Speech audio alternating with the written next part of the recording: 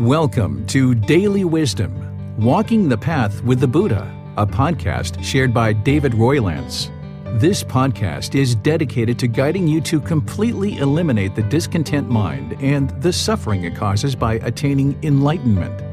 Learn and practice the teachings of Gotama Buddha that will guide you to fully attain a peaceful, calm, serene, and content mind with joy.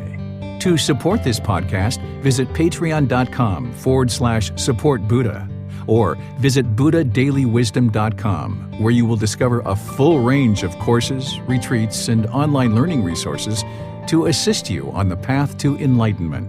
Now, here's our teacher to share more.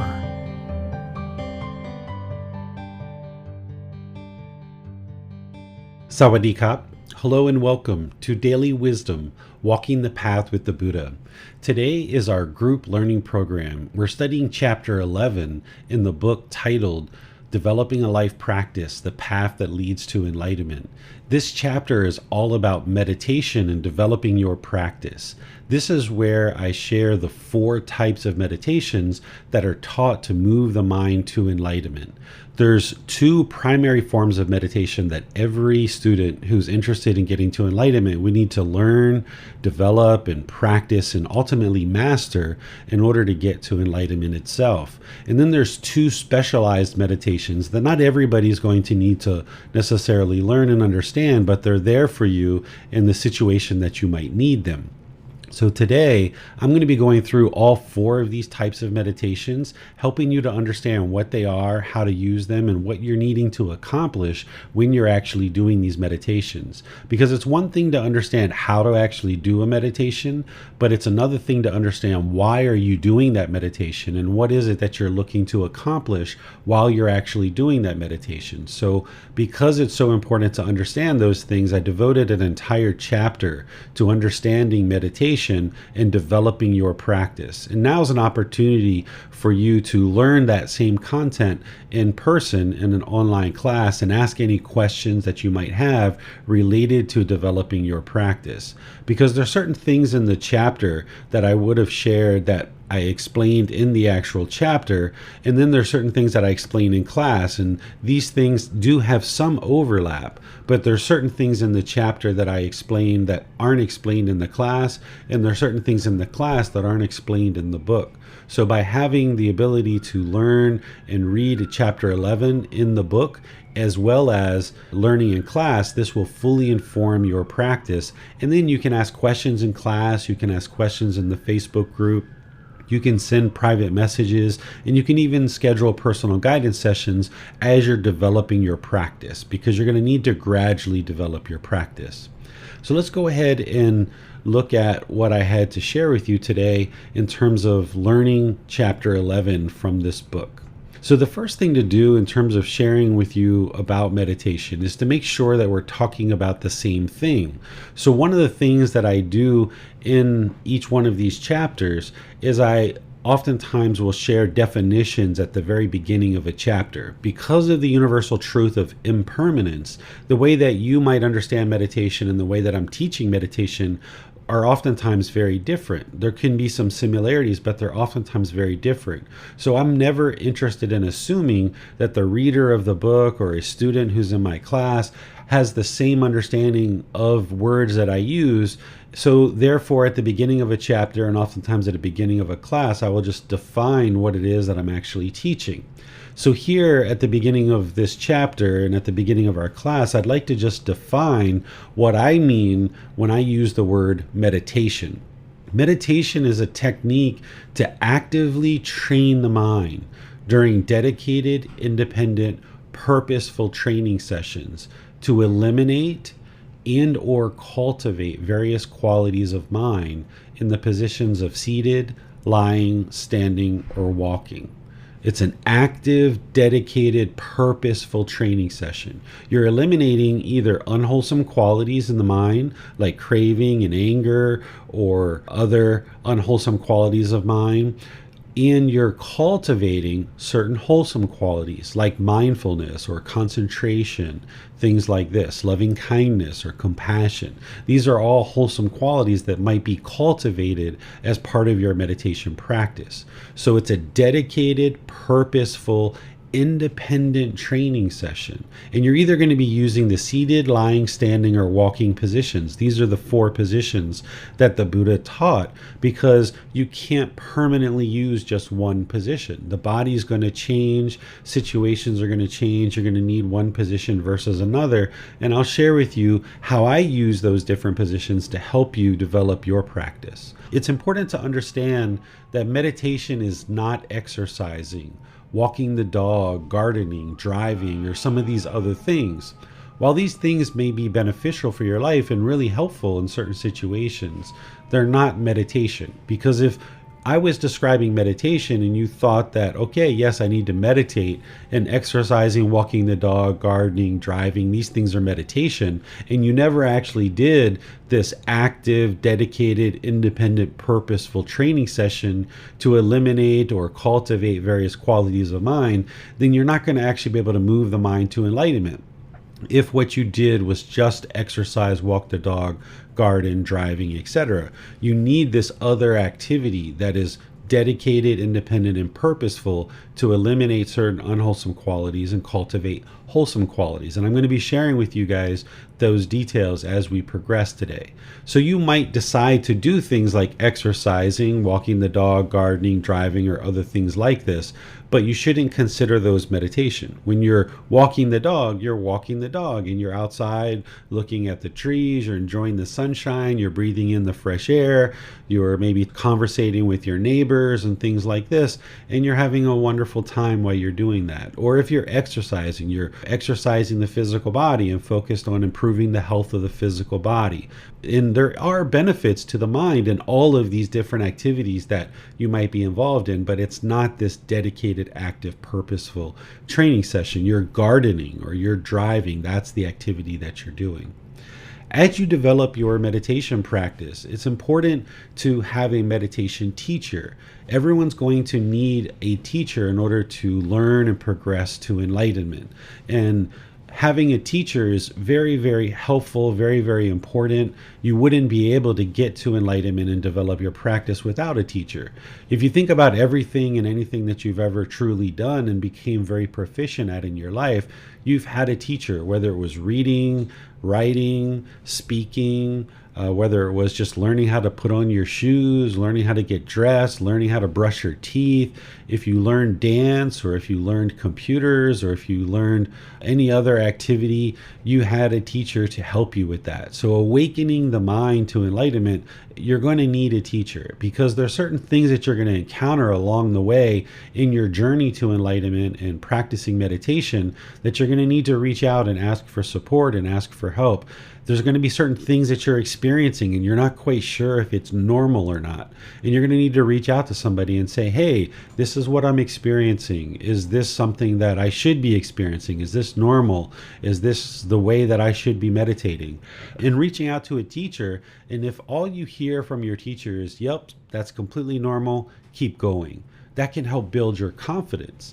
And having a teacher and a relationship with someone that you can reach out to and know that you can get help is very beneficial.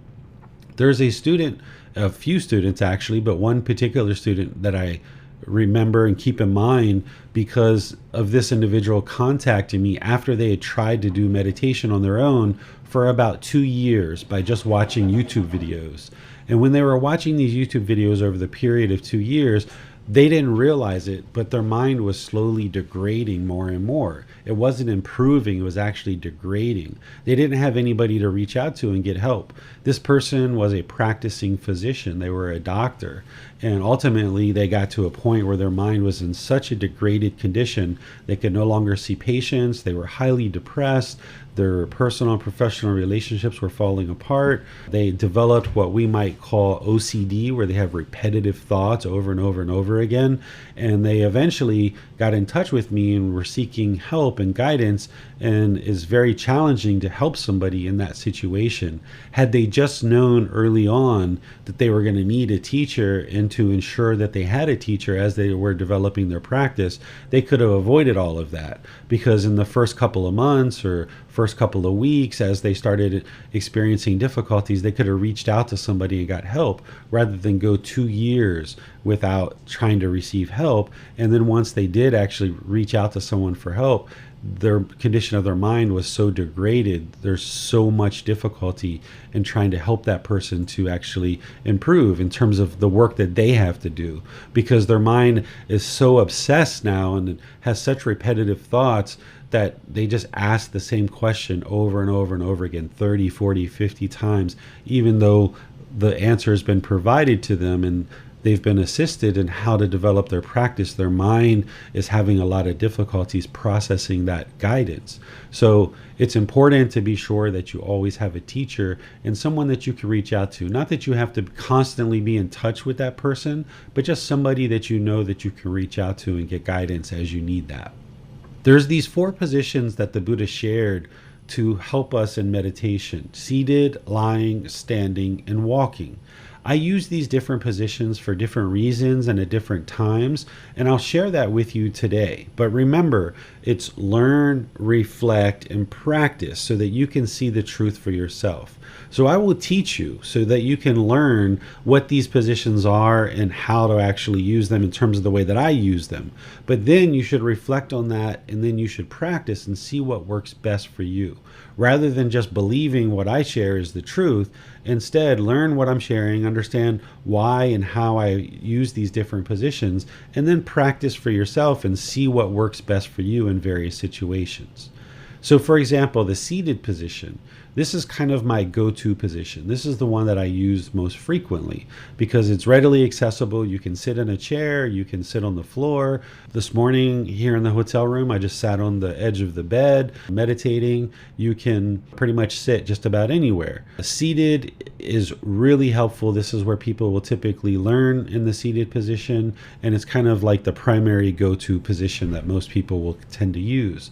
But sometimes when you're in the seated position, you might actually have difficulties. You might feel aches and pains in the body. You might start falling asleep or dozing off. You might have an overactive mind, and the last thing you're thinking about is sitting down somewhere and being still and actually meditating.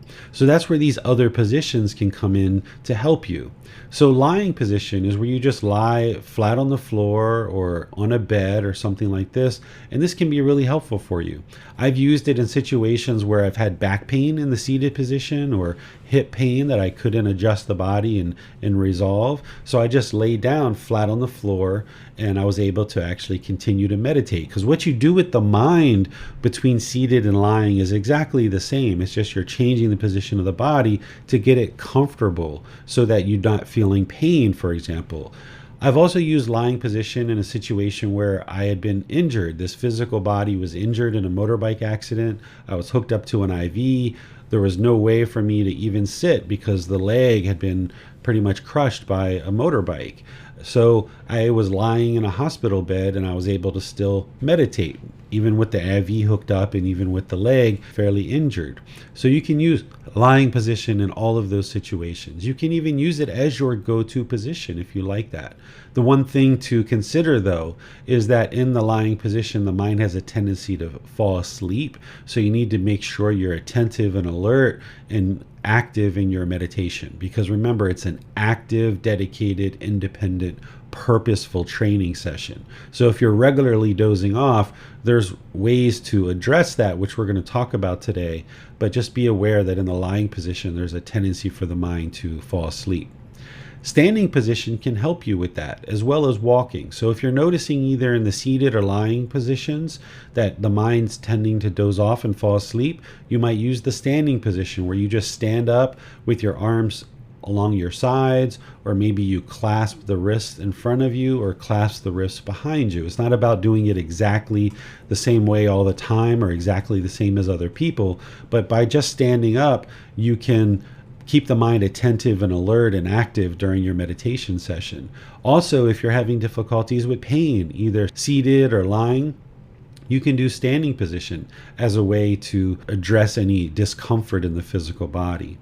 I've also used standing position when I've been waiting in line somewhere, or I've been waiting at a bus stop or something like this.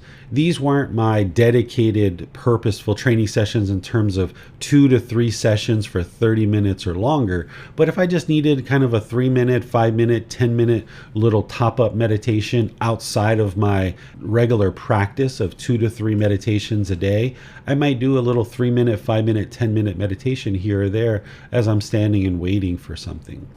And then there's walking meditation. I've used this when the body was uncomfortable in any of these other positions and I'd rather do walking. I also used to use this when the mind was very overactive and the last thing I was thinking about was sitting, lying, or standing in one spot and actually meditating. The mind wasn't interested in that at all. There was too much overactivity, maybe even some anxiety in there. So I did walking meditation in order to be active while I was doing the meditation. And then after I did the walking meditation, I might switch to a seated or lying or standing, because what you're doing with the mind is similar. It's just you're changing the position of the body. So I might do walking for 10, 15, 20 minutes and then switch to seated. Or I might have been seated for 5 or 10 minutes, realizing the mind was too overactive, and I would switch to walking. So you can do it that way. You can also just do walking as a standalone meditation for 30 minutes or 45 minutes or an hour or whatever it is you would like to meditate. So you can use these different positions as you need to. And what I just shared with you is how I choose to use these positions, but you will need to work with these different positions at different times and see in what situations do these various positions work for you. In the book, chapter 11, I explain each one of these positions in detail and how to use them and when you might choose to use them.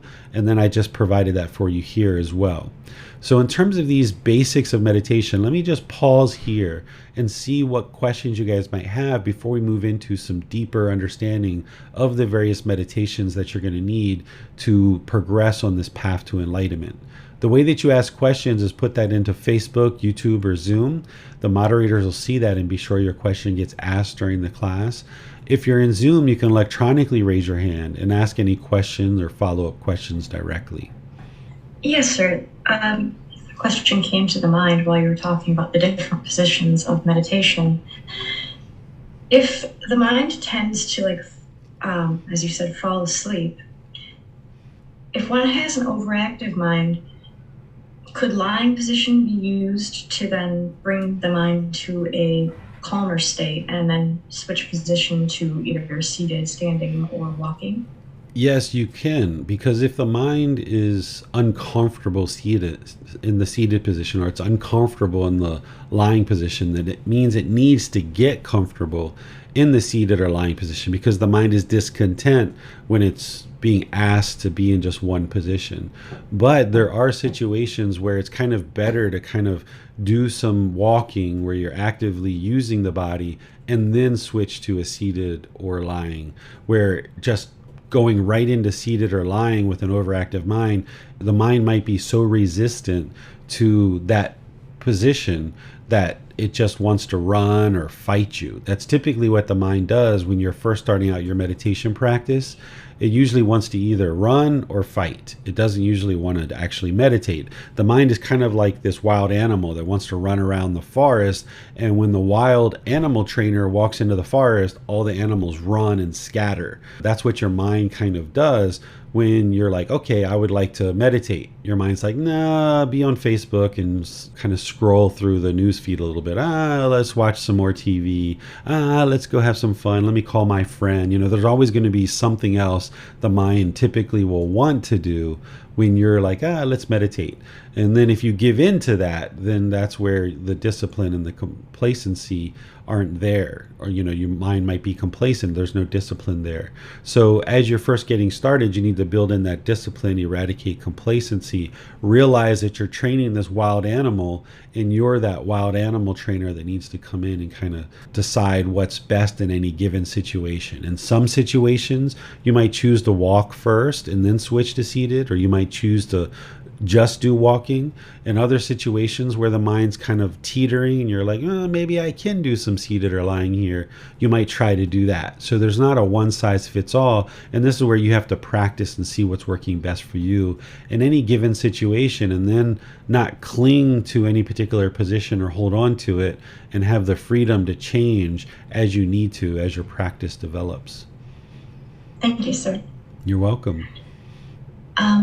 And then Lindsay asks, for walking, could or should we have a destination? Perhaps walk in circles? I have not yet tried walking meditation, but I feel it would help me with my overactive mind.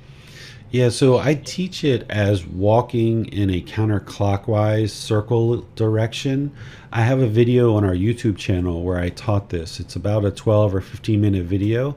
You can go to our YouTube channel, Daily Wisdom, Walking the Path with the Buddha, and then search for walking meditation, and you'll see the video that I teach there. And I break it down piece by piece and show you how to do the walking meditation. It's not a destination. It's that dedicated, active, purposeful training session. You can do it inside. You can do it outdoors. You know, it's best to do it kind of in a controlled environment as you're first getting started, so that there's not a bunch of motorbikes whizzing past, there's not tourists walking on the sidewalk and things like this. But ultimately, you'll be able to get to the situation where you're so focused and so concentrated in your walking meditation, you could really do it anywhere, in a park or on a sidewalk where there's people walking and all these different things. But initially, you would like to learn kind of in a more controlled environment and walk in a counterclockwise direction. It's a really slowed down walk, and there's a part where you put your foot flat and then you transfer the weight. You put your foot flat and then you transfer the weight. And you'll see that in the video that I describe how to do that. Thank you, sir. You're welcome. Jan has her hand raised. Let's go to her. Thank you, Miranda. Thank you, Teacher David. You mentioned some strategies we could use to use the lying position and not fall asleep. The body's having some medical issues right now, and it's a problem trying to do lying meditation and not fall asleep. So I wonder if you could elaborate on that a little bit. And I have a sort of related question. The body's more attentive and alert. The mind's more alert in the morning. Mm-hmm. I wonder about meditating multiple times in the morning rather than spreading it out over the course of a day. In terms of time, frequency, and duration of our meditation, what I recommend is 2 to 3 sessions per day for 30 minutes or more. And that's what you need to build up to. Oftentimes when we first start, it's 5 minutes or 10 minute session. Even for some people, it's 1 minute or 2 minutes. And that's where you're starting, and that's fine. But ultimately, you'd like to build that up to 30 minutes or more, 2 or 3 times a day. And it's usually best if you can spread that out over the course of the day, because then you kind of get this consistency in your meditation. Whereas if you're just doing a lot of meditation in the morning, then it might not be enough to kind of carry you through your day. But you can see what works best for you in that situation. It's kind of like drip, drip, drip, drip of an IV drip. You would like to kind of address the mind in the morning. You kind of have 4 to 6 hours, and then you address it again in the middle of the day, and then 4 to 6 hours, and you address it again in the evening. And this kind of keep the mind in the middle and being able to experience that peaceful, calm, serene, and content mind with joy over this consistent period of time of the day. And you're knocking down the craving and anger throughout your day. And this will help you because there's not a whole lot that can go wrong in that 4 to 6 hour period. And anything that does happen in that period, you've got a meditation coming up right after that. So that's what I would recommend in terms of time, frequency, and duration. I have planned to talk about that, but we just talked about it here. So when we get to that point, I'll just kind of skip over that. And then in terms of falling asleep, you'll notice this at different times, and I also had plans to talk about this later as well. And particularly early on, in the first 3 to 6 months, you might notice that the mind is very droggy because the mind hasn't necessarily been sleeping the best with all these pollutions of craving, anger, and ignorance in the mind. There tends to be difficulty sleeping. Whereas like when we were children, we could fall asleep at the drop of a hat, and that was very easy for us to do because we didn't have all these worries. There weren't all these difficulties and struggles that we encountered. We were just pretty much in the present moment. Am I eating now? Am I playing now? Am I going to school now? I'm putting on my shoes now. The mind was kind of functioning a bit more in the present moment, and it didn't have all these worries about the past or the future. But as we age and the mind takes on this and it gets more and more polluted as we age, then we have difficulties oftentimes falling asleep. So we might have gone for a period of time with not a very good quality sleep. So as we start meditating and we start getting rid of some of these pollutions of mind, our mind oftentimes functions more like a child's mind, where it's really easy to fall asleep at the drop of a hat. So you might find 10 minutes into the meditation or 15 minutes into the meditation, you just get super tired. So you have different options here. Is one, you could just go to sleep and get some rest because that's what the body needs and that's what the mind needs. Another option would be, if you're really interested in extending your meditation cycles and ensure that you're actually getting quality meditation, you could switch positions. So if you are noticing in the seated or lying position that you're falling asleep, then you could switch to a standing or walking, and this would extend your meditation period and ensure that you're getting your meditations. And then a third thing is, if you notice that your mind is more attentive at any particular time during the day, you could kind of plan your meditations around that time. But just know that your meditation is going to shift. It's going to change. It's not always going to be the same. That you might observe that at certain points of the week or the month, you have certain times where the mind's more attentive and you meditate during those times. And then as you age, or as things change in your life, as responsibilities change, as job responsibilities change, as maybe kids come in and out of your life, you may need to adjust. And by not having a very rigid meditation schedule where, okay, every morning at 8 a.m., every evening at this time, if you don't have that, that's actually really helpful for you. Whereas if you just have these anchor points where kind of morning and evening, I'm going to be doing some meditation, and then perhaps in the middle of the day, you're going to try to carve out some time somewhere then as well, then you'll be able to kind of ease into your meditation at different times without having a fixed schedule, which can be really helpful for you. And then you can take advantage of when the mind has energy and it's more active and you feel like, yes, there's some attentiveness there, then you can take advantage of that. And then when it's more droggy and you feel like you need to rest and take a nap, you can do that and not feel like you've missed your meditation because you had it scheduled at a certain time. Instead, you can just know that you're doing 2 to 3 sessions per day, 30 minutes or more, and just kind of find times to do that throughout your day.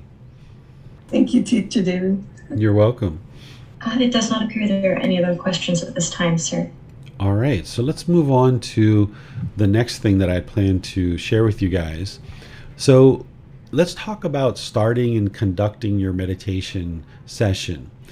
Essentially, what I like to share with you is the mind is the boss and the body is the employee. This is really helpful to understand as you're training the mind, because in order to get to the mind, you have to go through the body.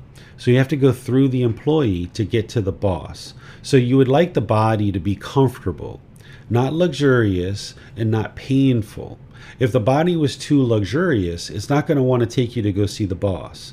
Or if the body was painful, if the employees were painful, they wouldn't be interested to take you to go see the boss. So you'd like it to be comfortable, not luxurious and not painful. And this way you can go to train the mind. You can get access to the mind to train it really well when you have the body in a comfortable position. The second thing is, the Buddha talks in his teachings about setting up mindfulness in front of you. if you learn the words of the Buddha and what he describes in terms of meditation, which I devoted an entire book of this book series to excerpts and extracts of the Buddha's teachings related to meditation, you'll see that he shares about setting up mindfulness in front of you. Well, what mindfulness is it's awareness of mind. Having awareness of mind. So what he teaches is developing this awareness of mind before you actually start meditating. The understanding is that if you came and you just plopped down into meditation and tried to actually start meditating, you would find it very difficult to actually gain benefit of the meditation because you haven't really done the work to set up mindfulness or set up this awareness of mind prior to meditating. You just plopped down into meditation and started meditating. So what the Buddha suggests and what I suggest as well is that you set up mindfulness, this awareness of mind, to help you ease into meditation and actually get the most benefit out of the meditation itself. The way that I do that is if I'm meditating in the morning, I will typically wake up, I will go use the restroom to clear out any organs. I will come into wherever I'm going to meditate. I will do chanting and other things to kind of ease the mind into meditation, developing this awareness of mind. And then right from the beginning of the meditation, there's benefit right from the beginning.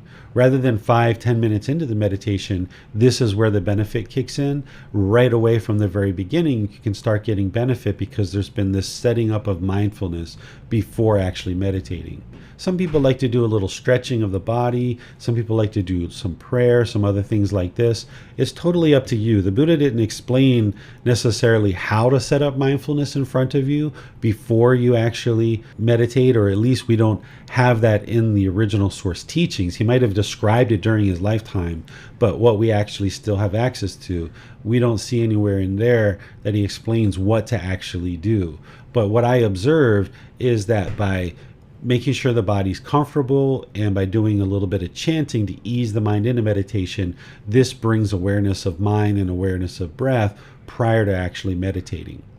And then we talked about this time or this frequency and this schedule of meditation.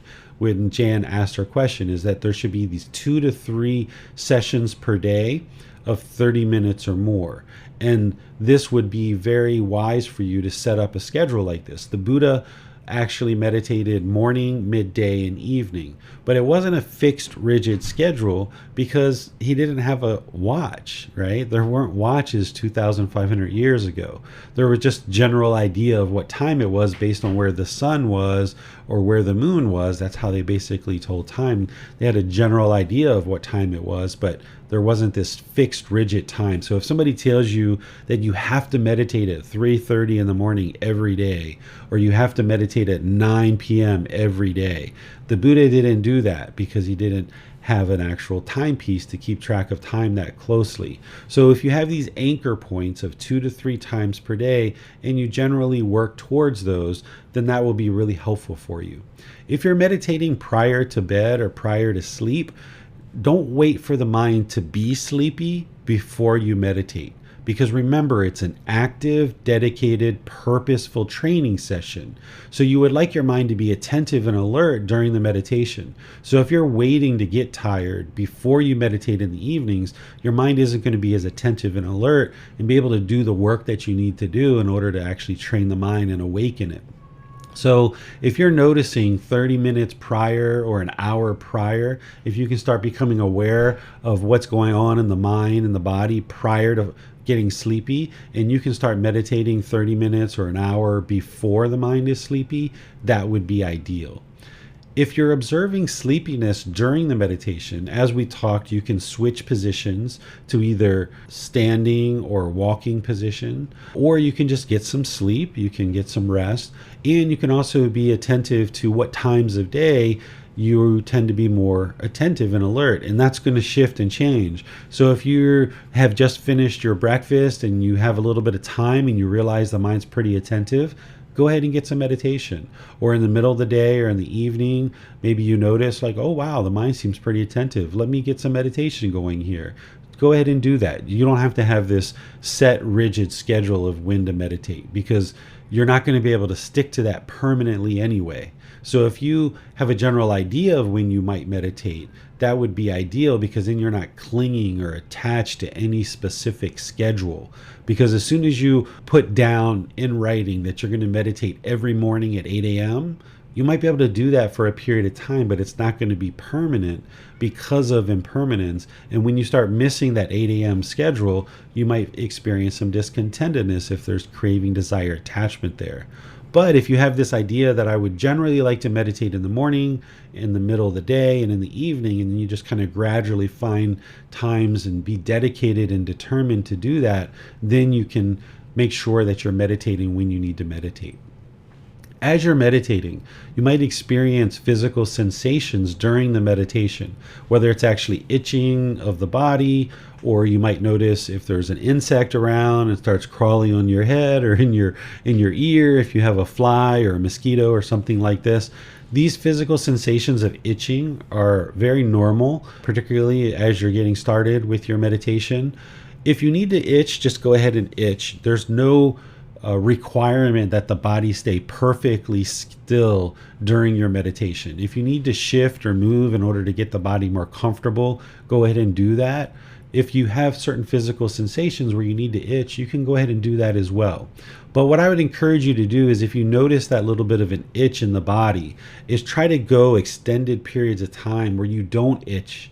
Notice that those itches arise, that they change, and then they fade away. So if you can go 3 to 5 seconds without itching, and then you've got to itch, okay, you went 3 to 5 seconds. Now next time, try to get to 10 or 15 seconds, and then 30 seconds. And then eventually you'll get to the point where you can see that itch will arise, it will change, and then it'll slowly fade away because it's impermanent, but you've been able to maintain your focus on the breath the entire time. This is very helpful for the mind, that you don't become reactive to what's going on around you, that you can maintain your focus and concentration and meditation even when there's a certain itch in the body. And then you'll get really good at this to the point where there could be a fly crawling around on your head or on your tip of your nose and these different things. And if you're in a situation like that and you can maintain your focus, then you can see the real power of the mind and how you can really control it. That in those situations where you would want to just swat the fly or scratch your head or something like that, you can maintain the focus and concentration. This is very powerful for your meditation. And then as you're meditating, you might observe these visual stimulations during meditation where you see colors of green or purple or yellow. You might see white or different images as you're meditating. As you see those things, you would like to just cut that off, let it go, and come back to the breath. Just keep coming back to the breath. It's completely normal. There's nothing special or unique about you that these things are occurring. A lot of people experience this. While you're meditating, you're training the mind, but there's physical changes that are happening to the brain. You might actually even hear some of those physical changes occurring or feel them in the skull as the brain is adjusting. Even scientists have looked at this and they can see the physical changes that are occurring to the brain as people are developing their meditation practice. And the brain is very much involved with sight and being able to see things. What I suspect is that these various visual stimulations are these different colors or the brain changing. As the brain's changing, you might see these different colors. And you might even see things that have happened in your past, either in this life or previous lives. These things are all normal, and you would like to just cut that off, let it go, and come back to the breath. This is how you would maintain your focus and concentration, developing the mind so that you can now control it and have discipline over it. What questions do you guys have on this? Would it be wise to set maybe like a reminder to meditate on a phone or a tablet? At least here in the US, we rely heavily on our phones. I know most people have their phone with them all the time. And not that they have to meditate at the time that that reminder goes off, but just to kind of put into the mind, oh, it's midday, I should meditate sometime around now. Yeah, that can be helpful for you if that works for you, is having that little bit of a reminder. There's no harm in that. But, if your alarm goes off and you're in the middle of something and you're like, oh man, I want to meditate, but I got to do this business call, or I got to write this email, or I've got to, take care of my child. That's where the mind has craving or clinging or attachment, and it's producing this discontentedness. So if you set up the alarm or that alert, do it as what you're describing, where it's just kind of a little reminder that either now or sometime in the next hour or so you would like to meditate. Then look at it that way, rather than a fixed time of you've got to meditate at exactly this time, because as you know, it's not going to be permanent that when that alarm goes off, you're going to immediately be able to meditate. So you've got to give yourself the space to realize, like, all right, this is just a reminder that over the next couple of hours, I would like to meditate. And I'm putting this alarm in there just to kind of bring it to the surface of the mind so that I can remember it. Thank you, sir. You're welcome. Jan has her hand raised. Let's go to her for her question. Thank you, Miranda. Thank you, Teacher David. Teacher David, there's a friend who's meditated for many years and has been talking to me about their meditation practice. I find this very confusing, so hopefully you can help me understand better. This friend insists that during meditation, they no longer can hear things, and that's a signal of a good deep meditation. But I find that I always hear things, and so any guidance you could provide here, I would much appreciate that. Yeah, there's different aspects of that. There are definitely times in your meditation where you get so deep in the meditation and you're focused so intensely on the breath, but yet there's this relaxed, calmness in the mind, but yet you're attentive and alert to the breath, that you don't hear other things that are going on. That is possible. But then there's other times where you will be aware of what's going on around you, but the mind is still focused on the breath.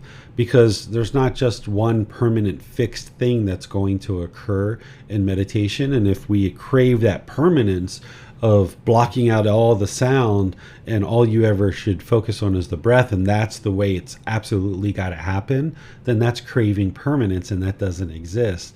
So you can experience what your friend's talking about, and you can also experience what you're talking about as well. The important thing is that you maintain the focus on the breath, particularly for breathing mindfulness meditation. And then there's other meditations as well, depending on what you're focused on. But with breathing mindfulness meditation, you're focused on the breath. And if you're still aware of what's going on around, that's fine, as long as you're maintaining the focus on the breath. But if you get deeper and deeper into meditation and you observe that you can't hear what's going on and you're not aware of what's going on, that's fine too. But just don't crave it to be one way or the other, and just know that different people will experience different things. Thank you, Teacher David. You're welcome. It does not appear we have any other questions at this time, sir. All right. So as I've shared with you guys in the past, is that as I teach, I'm not interested in you believing anything that I share. I'm not interested in you believing anything that I write in books. Instead, it's learning, reflecting, and practicing to see the truth for yourself so that you can see what's actually working. Well, one of the ways that I ensure that you're not believing what I say is to share with you what the Buddha actually shared during his lifetime. And learning the words of the Buddha in his discourses will help you see what it is that I'm teaching is connected to what he taught. And then you shouldn't even believe what he taught either. You should learn and practice, and that's what's going to actually help you to acquire wisdom. The Buddha explains this too during his teachings. He says to come examine his teachings, come investigate his teachings. So I'm sharing the same thing here, but I like to share the words of the Buddha so you can see what I'm sharing is connected to what he's sharing. Because in this particular discourse, he's talking about something prior to this, but then eventually he gets into talking about the 4 types of meditations that he teaches. And then when you see the 4 types of meditation that I teach, you can see that it's directly connected to what the Buddha taught. So here in this discourse, he was talking about these 5 things that a student should develop in their practice. And then he says, okay, once those 5 things are developed, he says another 4 things should be developed. One, the perception of unattractiveness of the body should be developed to abandon lust. This is a meditation to help you eliminate sensual desire, because one of the strongest sensual desires that humans have is the desire for sexual intercourse. And at some point in your practice, if you ultimately decide to get to enlightenment, you'll need to let go of sexual interaction and sexual intercourse. You may not be able to do that now. You may not be interested in doing that now, and that's completely fine. You can actually get to the first and second stage of enlightenment, enjoy a very wonderfully peaceful life, but you're still going to have a bit of discontentedness around sex. I'm sure you've experienced where you've wanted sex and you couldn't get it for one reason or another, and the mind was discontent because of that craving for sexual intercourse. Well, ultimately, to move the mind from that second stage of enlightenment to the third and fourth stage, you would need to let go of the sensual desire. And the way that you do that is to work on eliminating all sensual desires. And one of the most significant ones is sexual intercourse, because so many of the senses are involved in sexual intercourse. And the way that you do that is through a meditation that I'm going to share with you that develops the unattractiveness of the body. This is how you develop and abandon the sensual desire to have sexual intercourse. The second meditation that the Buddha explains to develop is loving kindness should be developed to abandon ill will.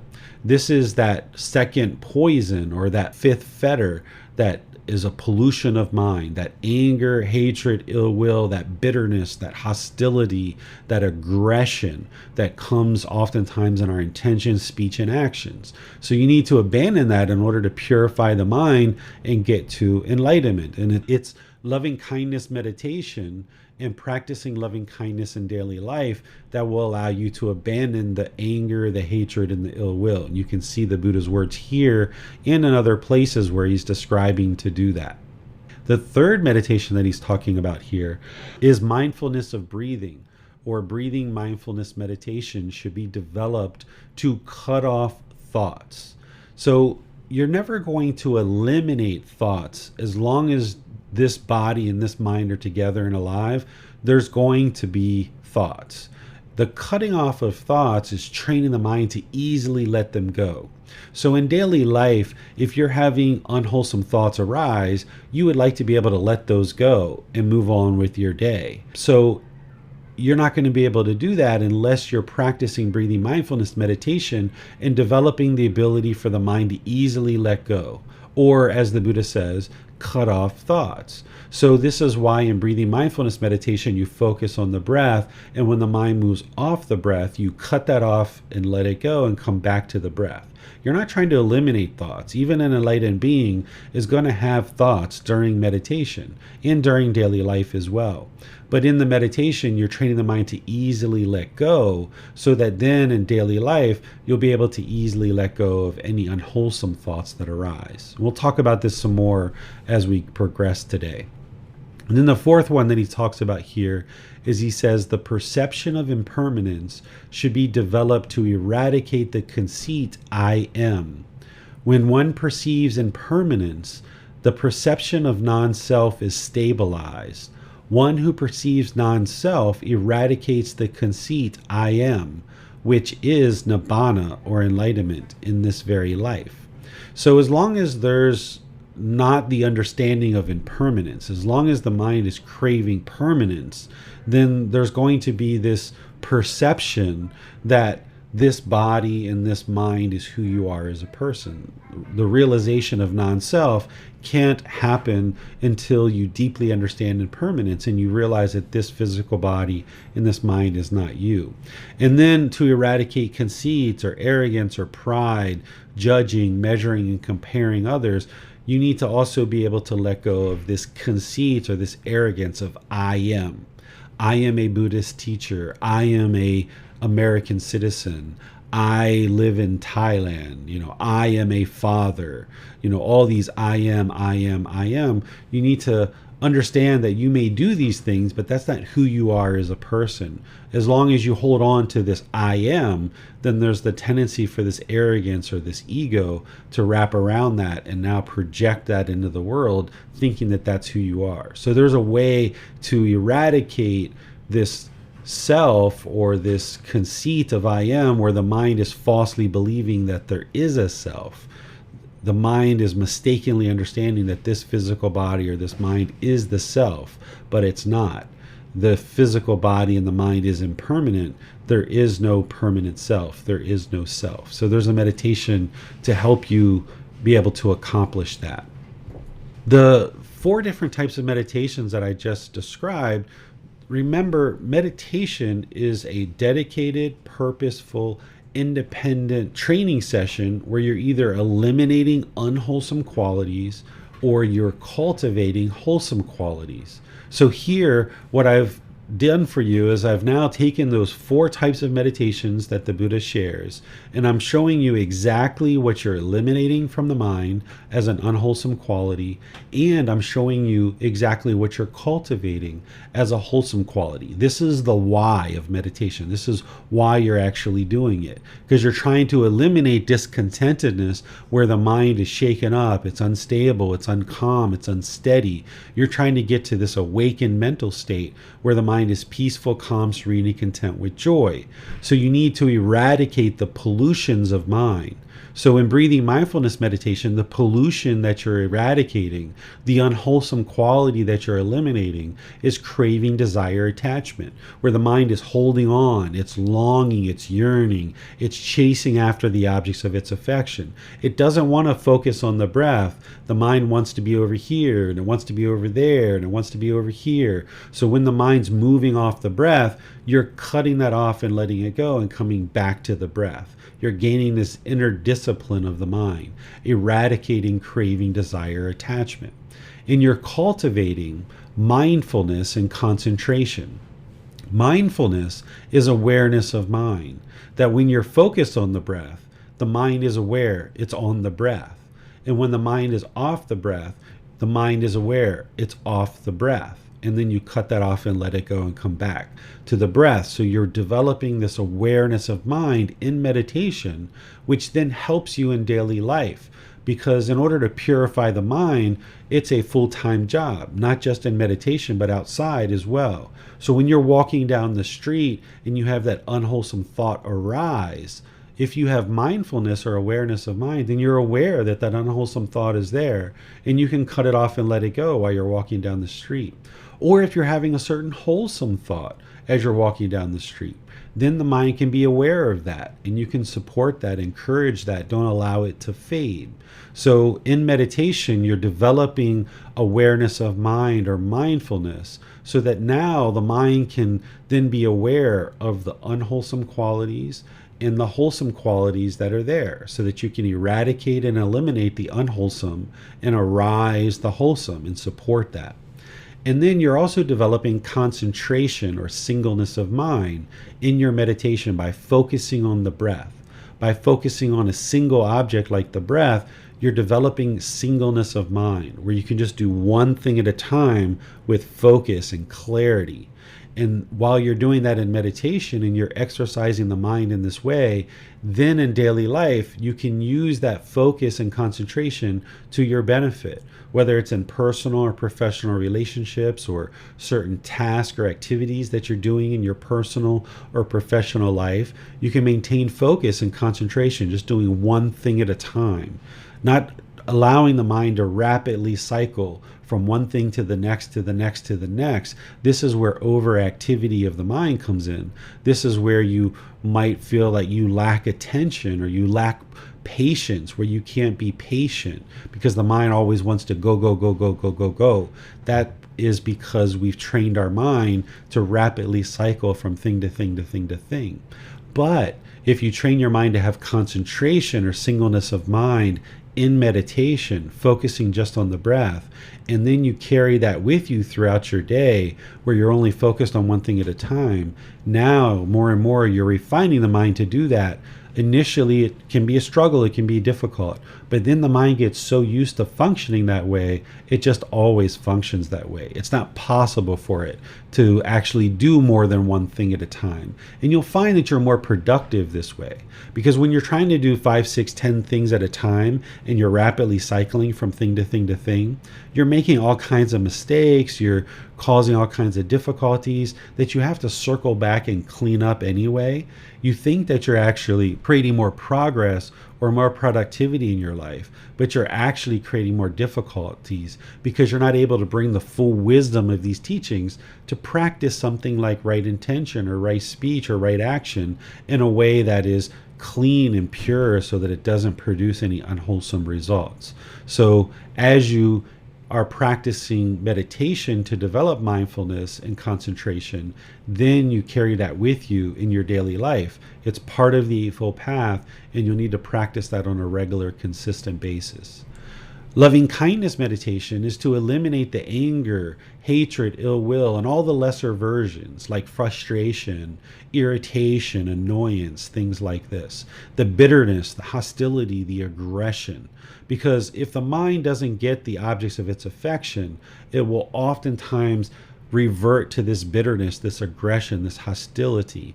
And this is where we have this unskillful speech or actions or other conduct that then now pushes people away from us. So what you would like to do is eradicate this anger, hatred, ill will, and all those lesser versions, and you would cultivate or arise loving kindness for all beings.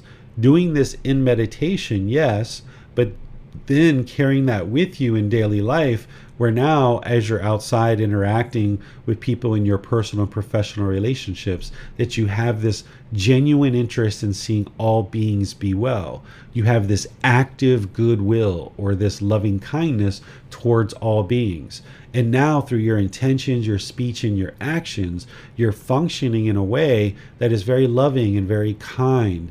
And now you can be polite, kind, friendly, and respectful to all beings. And by you putting out that through your intention, speech, and actions, over time, that's what will come back to you.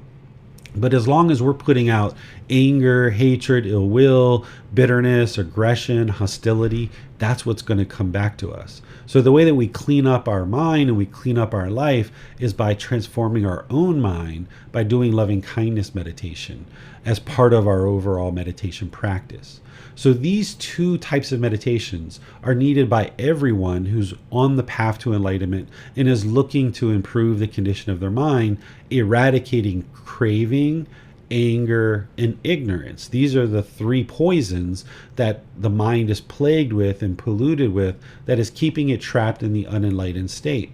And you're transforming that with generosity, loving kindness, and wisdom.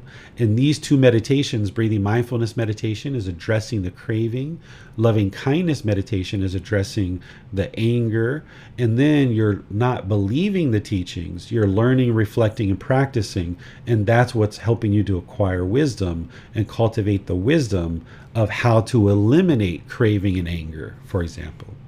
And then in certain situations, some people might have sexual cravings that they're looking to eliminate.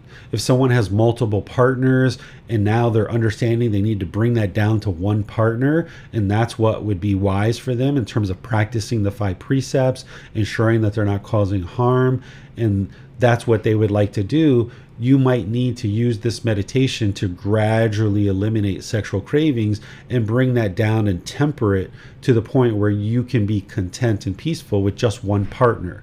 And that might be what you use this meditation for. And then there's other people who might be with one partner, and you and or that partner have decided that, okay, we're going to now, make our way from the first or second stage of enlightenment. We've been in that stage for 5 years, 10 years, 15 years, 20 years, what have you. You're at a point in your life where maybe you've had enough sexual interaction and you now would like to fully eradicate sexual cravings from the mind. You can use this meditation that I'm going to share with you to be able to accomplish that. And then there's the meditation to realize non-self. As you're experiencing the jhanas, which are the 4 preliminary phases that the mind goes through before it experiences the first stage of enlightenment, you can work towards eradicating the self that the mind mistakenly believes is there, and use this meditation to actually help you.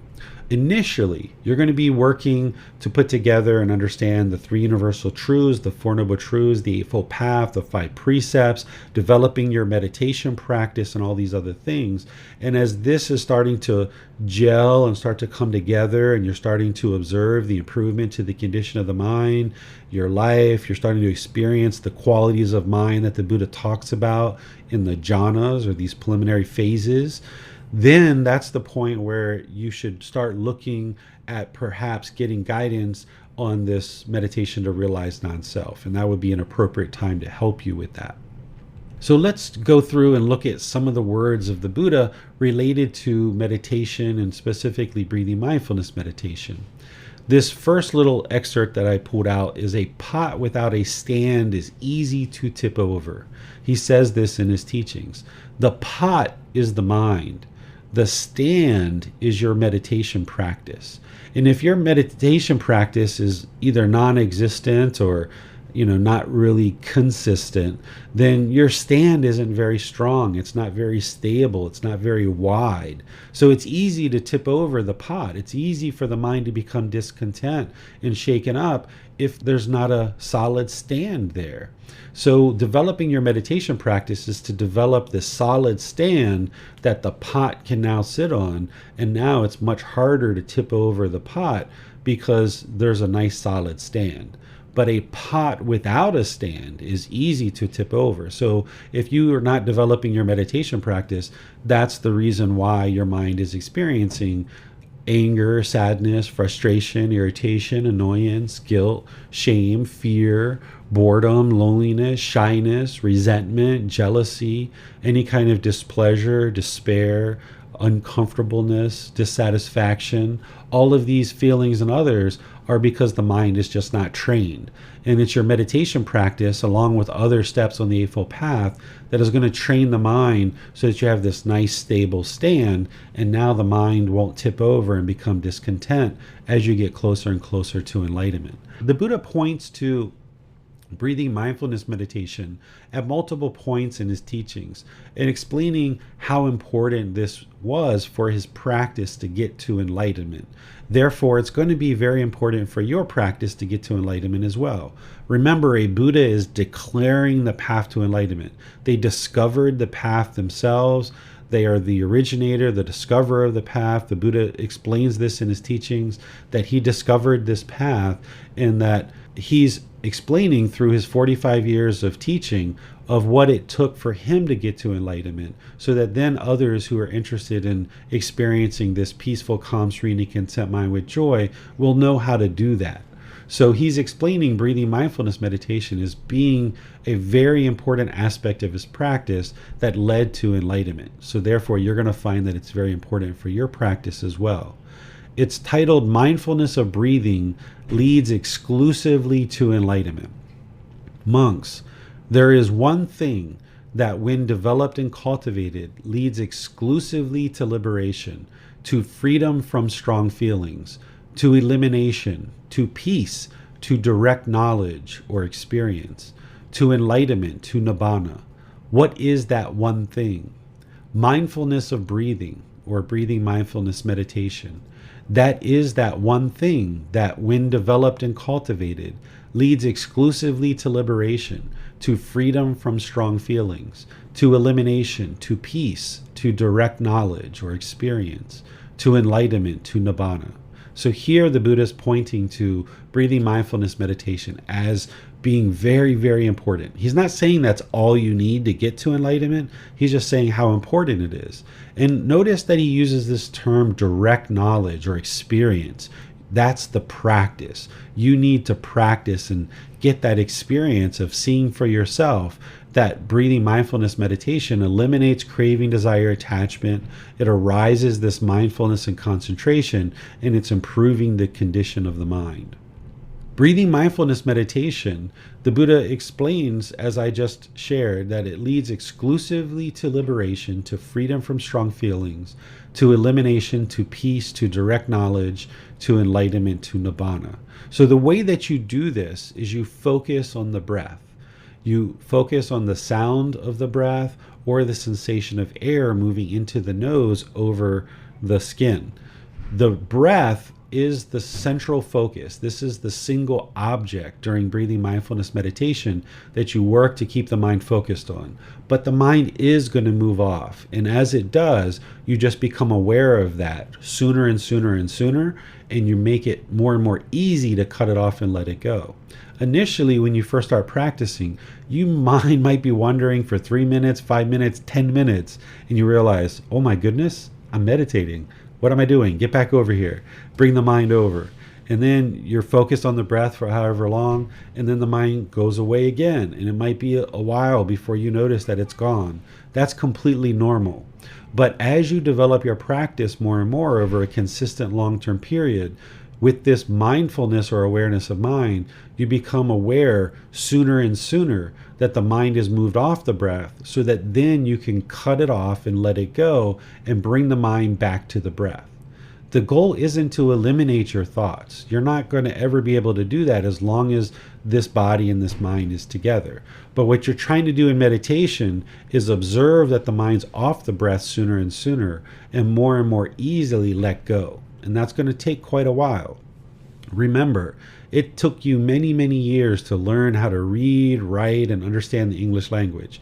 Even now, or whatever age you are, there's probably still words that you're learning. There's probably still grammar that you're learning.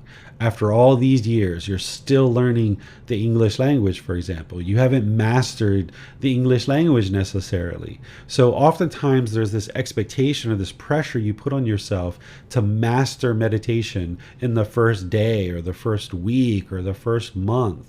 That's not the way this works. There needs to be patience where you're gradually learning and you realize that you're gradually evolving your practice. So it's going to take time.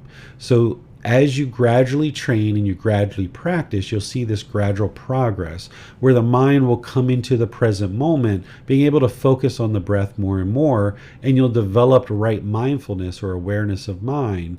Ultimately, the 4 foundations of mindfulness, which I've talked about in other classes. And then there's this development of right concentration or singleness of mind.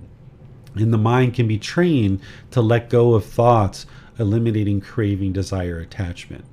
Miranda is going to be teaching a class on this on Wednesday in Zoom. It's a Zoom only class, so you're welcome to join that and learn. And I've taught this in other classes as well, but this is essentially how you would do breathing mindfulness meditation.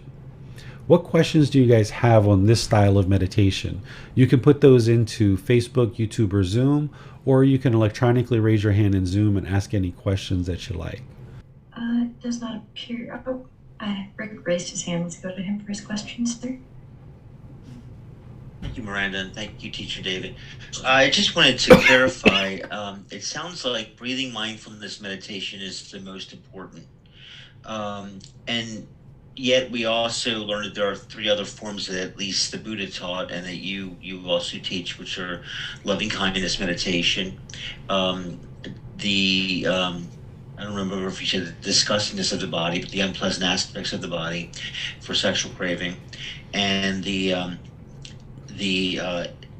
meditation that deals with impermanence and non-self.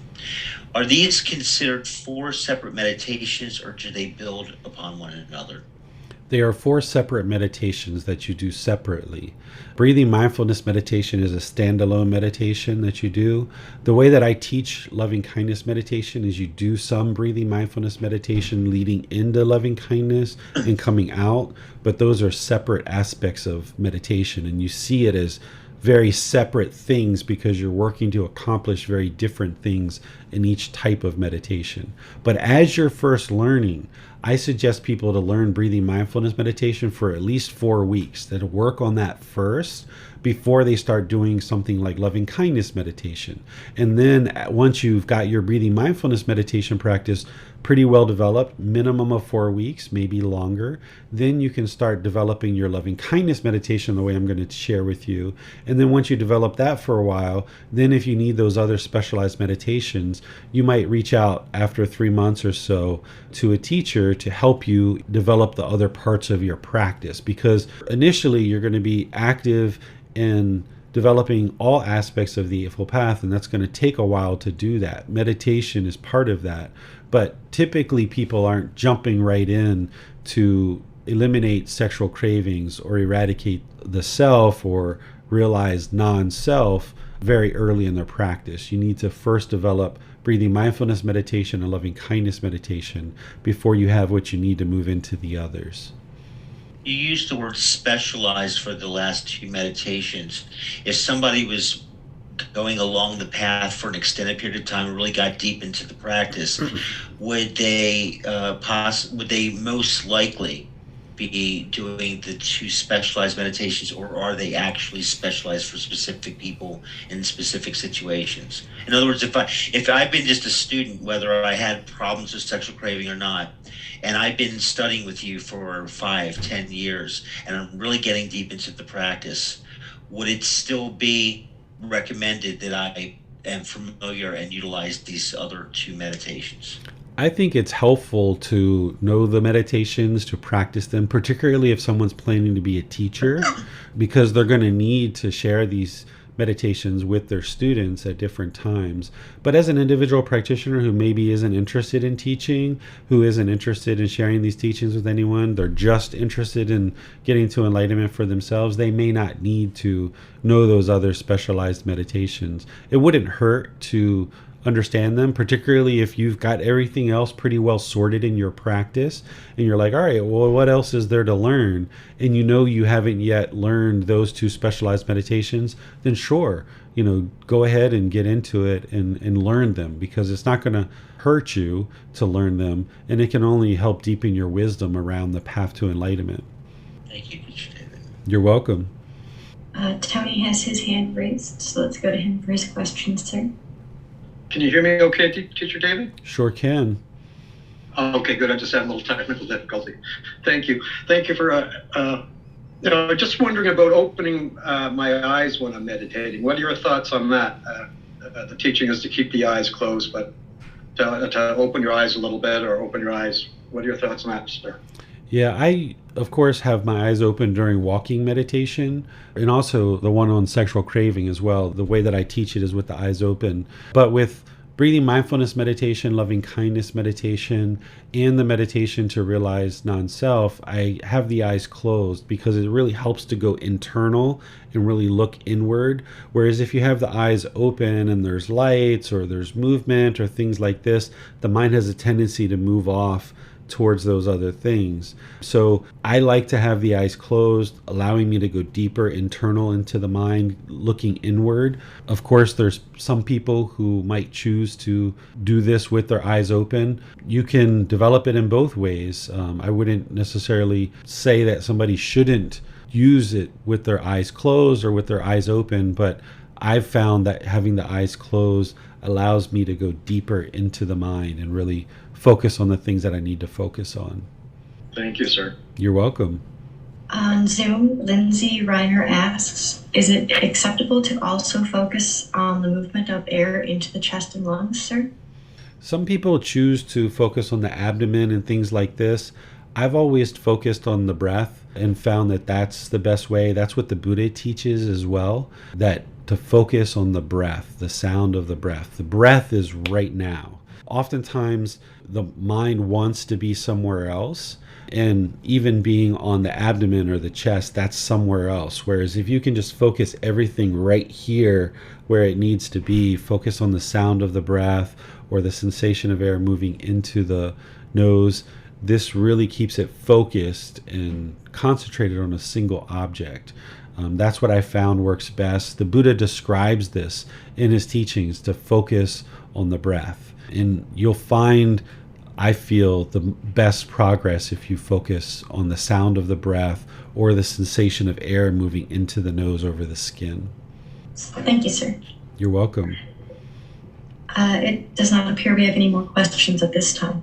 Yeah, something I'll share before I move on based on some of the questions that were just asked is there are certain things that people may have been practicing in the past, and now things that I'm sharing are perhaps different than what you've been practicing in the past. And to me, that's a very good thing. If you're studying with a teacher that is just teaching the same things that you already know, then you have no use for this teacher because they're teaching you all the same things you already know.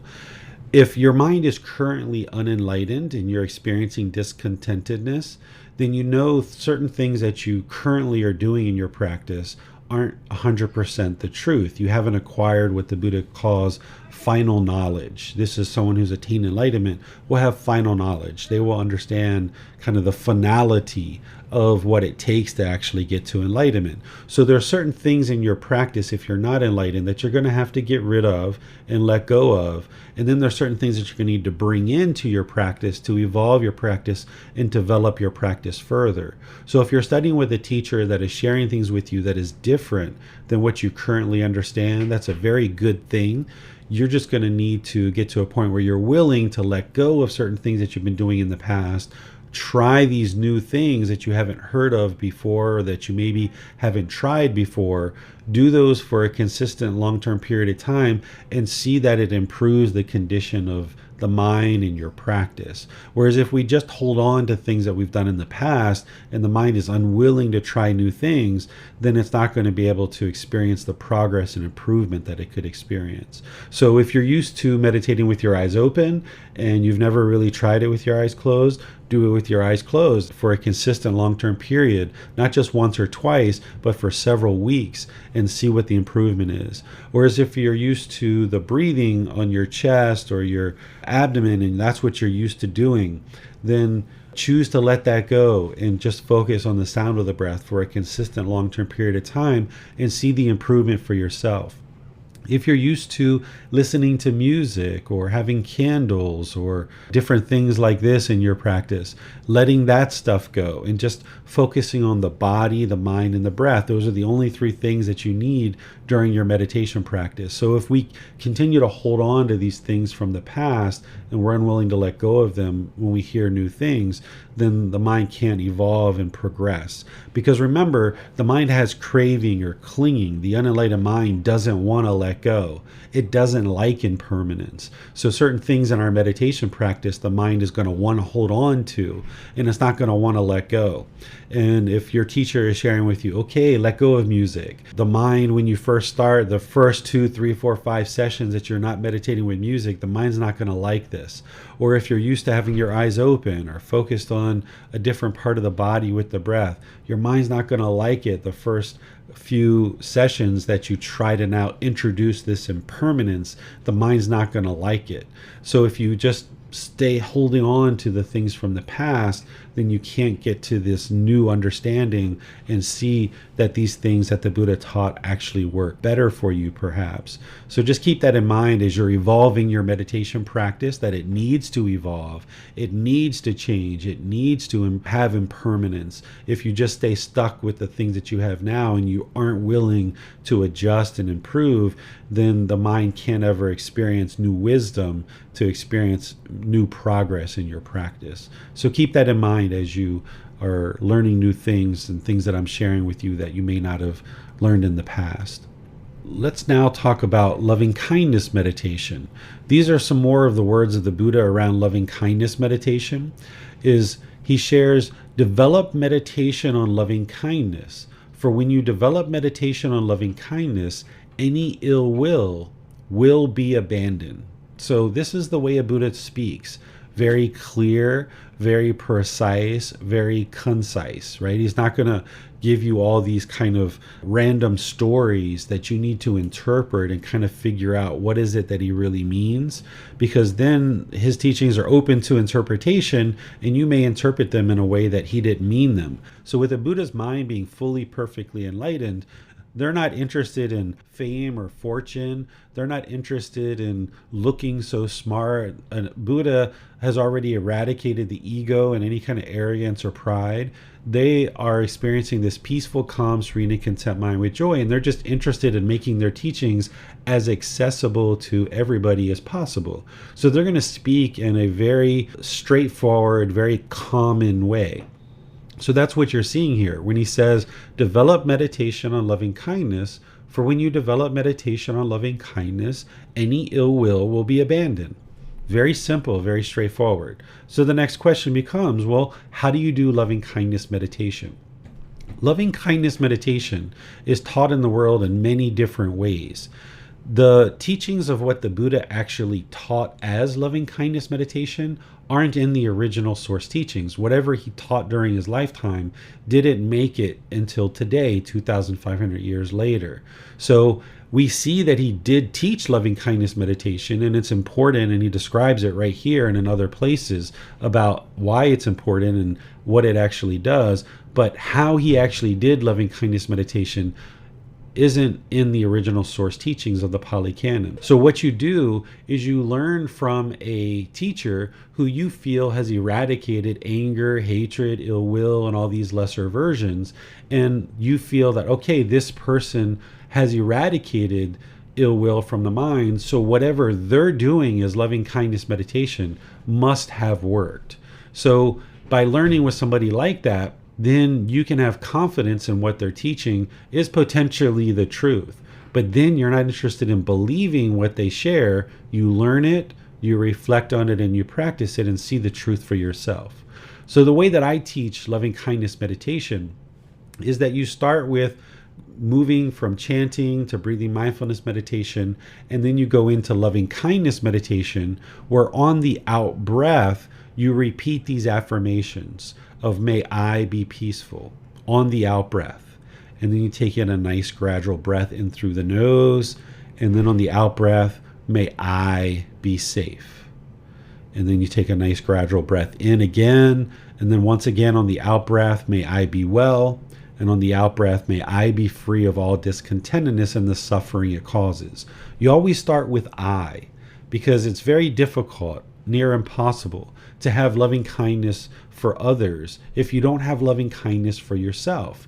You can't have loving kindness for all beings if you don't have loving kindness for this being that you are right now.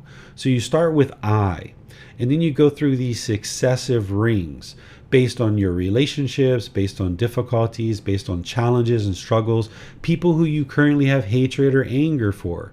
Here, what you're seeing is just a very simple, may we be peaceful, right? May we be safe, may we be well, may we be free of all discontentedness and the suffering it causes. You can use that, but you would like to say, may mom be peaceful, may dad be peaceful, may my family, may my coworkers, may my friends, may Barbara, right? If you have difficulties with Barbara in accounting, use that. Put Barbara in your meditation. You might need to do that for several weeks before your mind releases any kind of anger, hatred, or ill will for Barbara. Keep in mind that as you structure this meditation, it should start with I, and then it should end with all beings, where you haven't left anybody out, but you're all inclusive in the way that you're doing your meditation. And also keep in mind that this meditation is to change your mind. You're not trying to change Barbara in accounting. That's not how your mind's going to get to peacefulness. The way that your mind's going to get to peacefulness, you've got to improve the condition of your mind. So when you're saying, may Barbara be peaceful, may Barbara be safe, may Barbara be well, may Barbara be free of discontentedness and the suffering it causes, by you doing that repeatedly over multiple training sessions, now when you interact with Barbara at work, your mind's going to have more loving kindness. You're going to have more of this genuine interest in seeing Barbara be well. So now your intention, speech, and actions when you're interacting with Barbara are going to emanate from this loving kindness or this active goodwill. And it's not going to be the first time you interact with Barbara. It's not going to be the second. But as you interact more and more and more through this loving kindness, you will gradually see that your inner relationship with Barbara and your outward relationship with Barbara is going to evolve and it's going to improve. But it's got to start with you developing that for yourself. You're not trying to change other people. It's not possible to change other people through your meditation. If it was possible to change other people through our meditation, there would be no such thing as prisons. There would be no such thing as criminals or harmful things that happen in the world. There would be no murders. There would be no rapes, because we could just meditate and those things would be completely changed in the world. So it's not possible for us to change other people in our meditation. But by changing our own mind and transforming our own mind away from anger, hatred, ill will, and those lesser versions, now when we interact with these people, we will function in more loving and kind ways. So you would like to include in your meditation people that you have difficulties with. When I first started this meditation, I did, may I be peaceful, may I be safe, for myself. I did that 2, 3, 4, 5 times because I had this inner hate, this negative self-dialogue, this inner dialogue within my own mind, that I found it very difficult to have loving kindness toward this being David. So I would just do multiple iterations of may I be peaceful, may I be safe, may I be well, may I be free of discontentedness and the suffering it causes. And then I did it again and again and again. And then finally I'd get to may all beings, right? And I did that for quite an extended period of time. And then I started including people that I had difficulties with. At one time I had a lot of difficulties with my mom. So she was in there for a good 6 months before I started observing my interactions with her were improving. And then at that point in time when I first started, I was in business, so I might have had a challenge with an employee or a customer or the landlord. At different times, the landlord of our business would come in and be hostile and aggressive towards me. And then I would include him in the meditation. So then when I would interact with him, I would function differently. So you're going to need to have a fluid, changing, impermanent meditation with loving kindness where these rings are going to be structured based on what's going on in your life. And again, this is something we do on Wednesdays so that you can get a different flavor each Wednesday of how we do these different meditations. So Miranda did one this past Wednesday, and then she'll be doing one in the future, and then I'll be doing them as well, where you can be learning breathing mindfulness meditation and loving kindness meditation and getting a feeling of how to do that, and then developing that in your own practice more and more, and also asking questions as you need help. So what questions do you guys have on loving kindness meditation? Jan has her hand raised. Let's go to her for her question, sir. Thank you, Miranda. Thank you, Teacher David. Teacher David, I wonder about adding some other sorts of phrases. For example, replacing may I be safe or may I be well, or adding to these phrases. I don't have any specific examples, but have you ever used any other phrases or only these 4 phrases? You can use any thoughts you have about that. Thank you. Sure. You can use other phrases, but what you would like to do is have what's called a non-burdening phrase. Even though we're not changing other people, you would like to create a phrase where you're not requiring other people to do something. So if I say, may mom be kind, right? That requires her to do something. She has to change her speech and her actions towards me in order for her to be kind. And now I'm requiring her to do something as if I'm trying to change her, where what you're really trying to do is you're trying to improve the condition of your own mind. So you can use other phrases here that are non-burdening. So if you think about the phrases that I use here, they're not burdening anybody with anything. So if I say, may mom be peaceful, may mom be safe, may mom be well, may mom be free of all discontentness and the suffering it causes, it's not burdening her to do anything, even though you can't do that anyway. I'm not in my own mind requiring her to do something before I have loving kindness and compassion for her. I'm just cultivating this active goodwill, this genuine interest in seeing her be well. So if you're going to adjust the phrases, be sure that it's non-burdening and that it's helping you to cultivate this genuine interest in seeing these beings be well and be peaceful, and have this genuine interest in seeing them be well. Thank you, Teacher David. I guess I do have an example.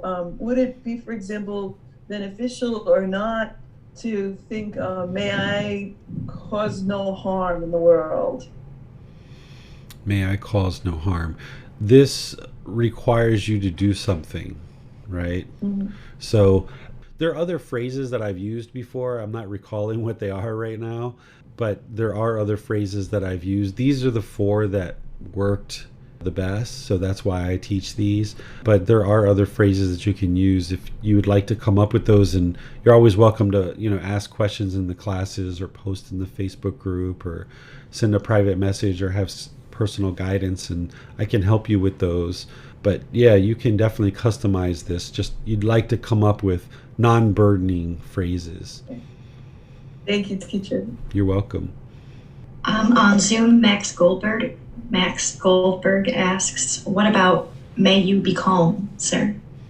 That also requires something, to do in terms of that person would have to actively do something to be calm. Thank you, sir. Mm-hmm.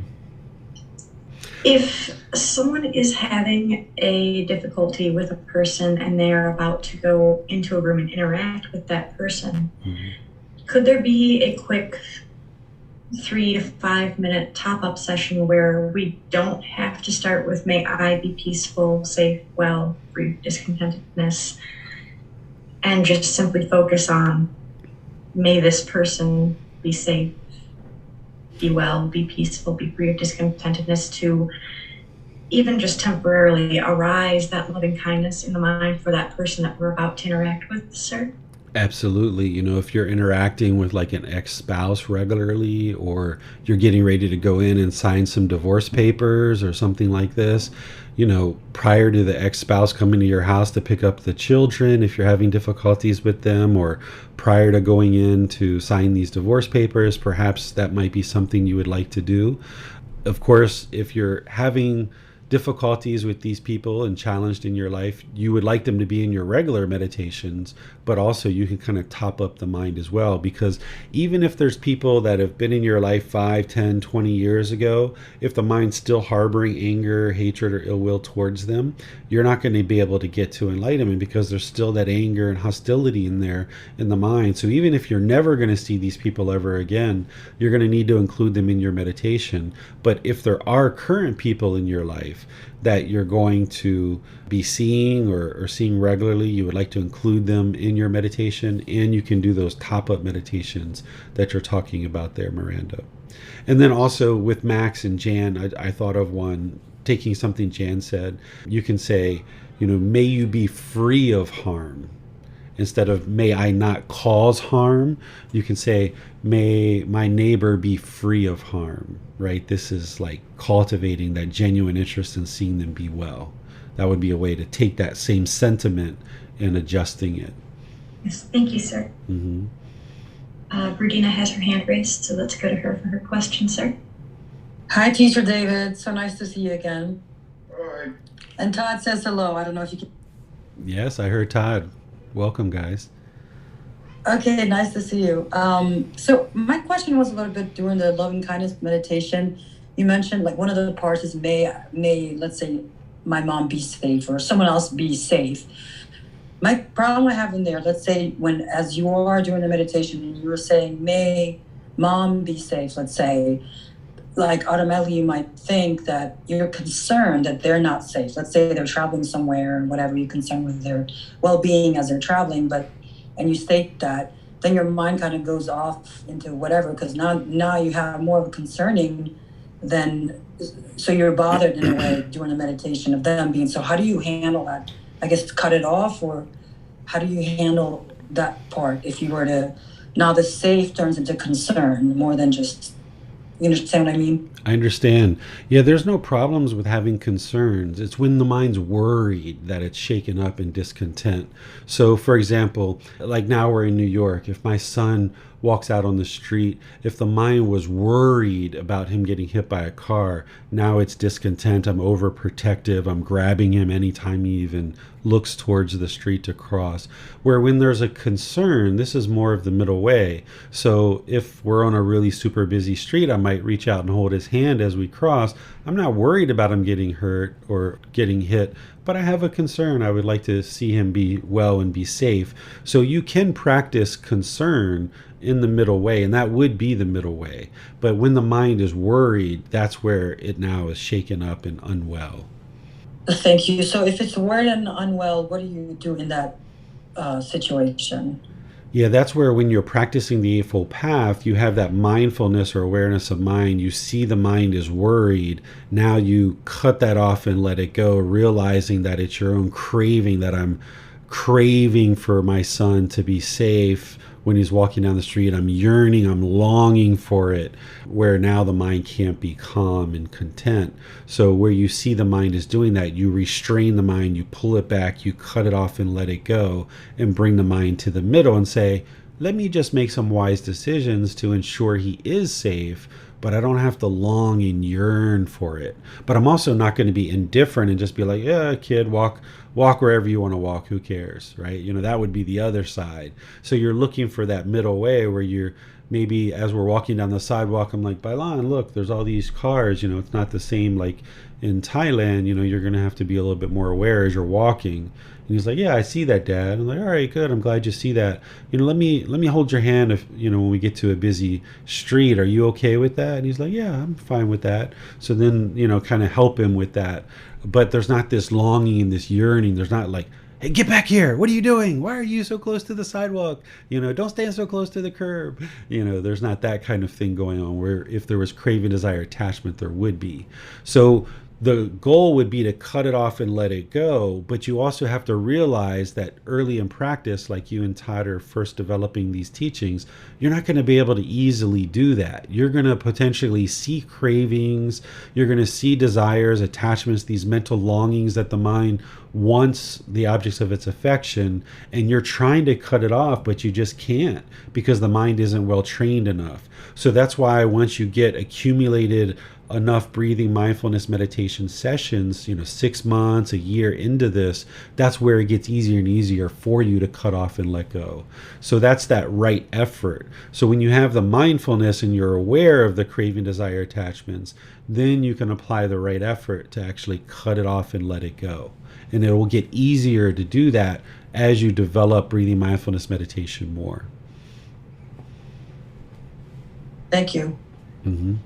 You're welcome. I also thought about another one for Max, where the Max was saying, may you be calm, right? You can say something like, may you not struggle, or may you not have difficulties, right? Or instead of saying, may you be calm, that's requiring somebody to do something. But when you say, may you not struggle, may you not have difficulties, may I be safe, is similar to, may you not experience harm, or may you be free of harm, those kind of things. So these are non-burdening things where you're just having this genuine interest in seeing others be well. That's what loving kindness is all about.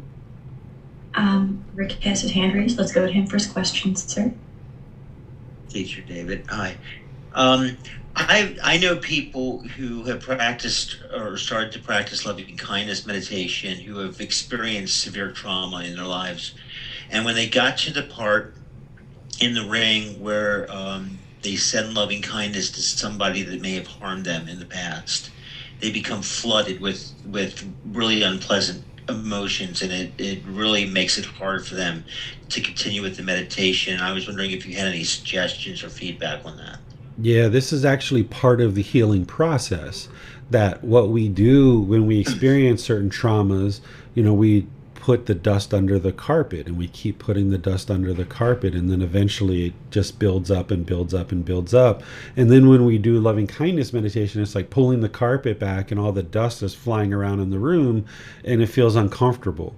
But you've got to go through that in order to clear it out of the mind. So if somebody is experiencing the shaking up of the mind due to cultivating loving kindness for someone who's created harm towards them in the past, while that difficulty may bubble up in the mind, the anger is bubbling up in the mind, they ultimately have to wipe that clean and get rid of that. And that's what the loving kindness meditation is there for. That's also what the breathing mindfulness meditation is there for at the end of loving kindness meditation, to help train the mind to cut that off and let it go. So as I used to meditate for loving kindness and cultivating this for my mom over that 6-month period, I would start the meditation being just fine. But in the meditation, I would sometimes get very angry and very hostile because I would remember things that happened in the past as a child. And I wasn't thinking about those things before the meditation, but during the meditation, it rose those things up. We oftentimes see that as a problem, and we try to, kind of push down those feelings, and that's just putting it back under the carpet, and then the feelings aren't really dealt with. The mind hasn't really been purified and clear out this anger, this hostility, this aggression towards an individual. So the bubbling up of the anger and hostility isn't a problem. The problem is pushing it back down and covering it up with a carpet. So as it bubbles up, you're just trying to clear it out and clear it out and clear it out. And it's going to take multiple sessions for that to occur. And then ensuring that you have breathing mindfulness at the end to kind of bring the mind back to some clarity and eliminate any anger and hatred before the meditation is done is really helpful. But there's still going to be situations where even at the end of the meditation, their mind is still angry or upset or maybe even tearful or sorrowful based on the things that have happened in the past. But that's part of going through this to be able to process the feelings properly and get them out of the mind. The reason why the mind is holding on to these is because of its craving and its clinging, but that's going to continue to cause the problems as long as it's buried deep inside the mind. So as the feelings are bubbled up and you clear them out, that's an actual solution. Where in the past, we've just pushed them down and been holding on to them, that's the problem. So as you bubble up the feelings and you see this anger and hostility coming up in the mind, just know that that's part of the healing process. And now you'd like to clear it out and process them properly so that they don't continue to get buried. And just know that it's a continuous process. It's going to take a while for that to occur. You kind of have to walk through the fire in order to get to the other side and appreciate the fresh air on the other side. So sometimes we have to walk through that fire and experience that in order to appreciate the fresh air on the other side. And that's what it's like sometimes as these feelings are bubbling up. It's like walking through the fire. But then you can get to safety on the other side and really appreciate the fresh air. It's just going to take time for the mind to gradually let it go. So I work with people that have severe trauma, and I also work with people who are in early recovery from addiction. Maybe they belong to a 12-step program or some kind of recovery program. And for instance, there's a Buddhist recovery program that I am associated with. And what if somebody is coming in, they've been practicing some breathing mindfulness meditation for a while. They're just learning how to do loving kindness. And we get to that part where there's somebody that may have caused them harm. And it's just too early in their recovery for them to be handling that. Is there a gradual process to help them to get to that point? Yeah, they can back off. They don't necessarily have to address the real deep-rooted anger and hostility right from the beginning. They could just learn loving kindness meditation by cultivating loving kindness for themselves and maybe people that they already have loving kindness for, and then ultimately going to all beings. So if they've got someone, deep in their past that has caused a lot of trauma, there's no need to tackle that right at the beginning. So if you understand it's a life practice and it's going to take time of gradual training, gradual practice, and gradual progress, then you know that you don't have to tackle everything all at one time or early on. So I would work with them and help them get more stable before they choose for themselves that it's the right time to tackle this. Because we, as teachers or therapists, we shouldn't tell somebody when it's the right time to address these things, but they will know for themselves, and they will see the improvement to the condition of their mind becoming more stable. And when they've got the more support around them and they've got more teachings on board, then they'll know how to deal with these uncomfortable feelings as they're arising. And that would be a better appropriate time to address something like that. Thank you, Teacher David. You're welcome. It does not appear we have any more questions at this time, sir. All right, so let's talk about the meditation to eliminate sexual cravings. This particular picture might be challenging for some of you guys to see, so just a heads up that if you need to look away or blank your screen, feel free to do that. But this is part of this particular meditation. The Buddha describes developing the perception of unattractiveness in order to abandon lust. And during his lifetime, they did what's called the 32-part body meditation, where they basically looked at each individual part of the body and meditated on that, like the hair, the teeth, the skin, the sinews, the bones, the different organs, and they would visualize those things and then meditate on them. One of the things that we can do today, because we have imagery, is that we can actually look at an image of a dissected corpse, and this can help us to be able to kind of imprint in the mind this unattractiveness of the human body. Because if somebody was cut open, you probably wouldn't be interested in having sex with this being, because it just looks unattractive. And that's what you're trying to create in the mind in order to get to this point where you can either reduce or eliminate your sexual cravings. Because we look at the physical body as being attractive because of all the things we do to it to make it attractive, right? We do all these things with our hair, with our jewelry, with our makeup, with perfume, with cologne, with clothing, with the way we might stand or other things like this, because we're interested in attracting someone. But you get rid of all that stuff. If you peeled off the skin of your partner, you probably wouldn't be interested in having sex with that individual. So when you're ready, when you feel like you would like to either reduce your sexual cravings down to one person, or you would like to completely get rid of sexual interactions altogether, at whatever point in time that you do that, you might choose to use this particular meditation where you meditate with your eyes open, looking at an actual dead corpse or a dissected corpse, and you breathe in and out through the nose, just like you would with breathing mindfulness meditation, but you're staring at this body and imprinting into the mind the unattractiveness of the body.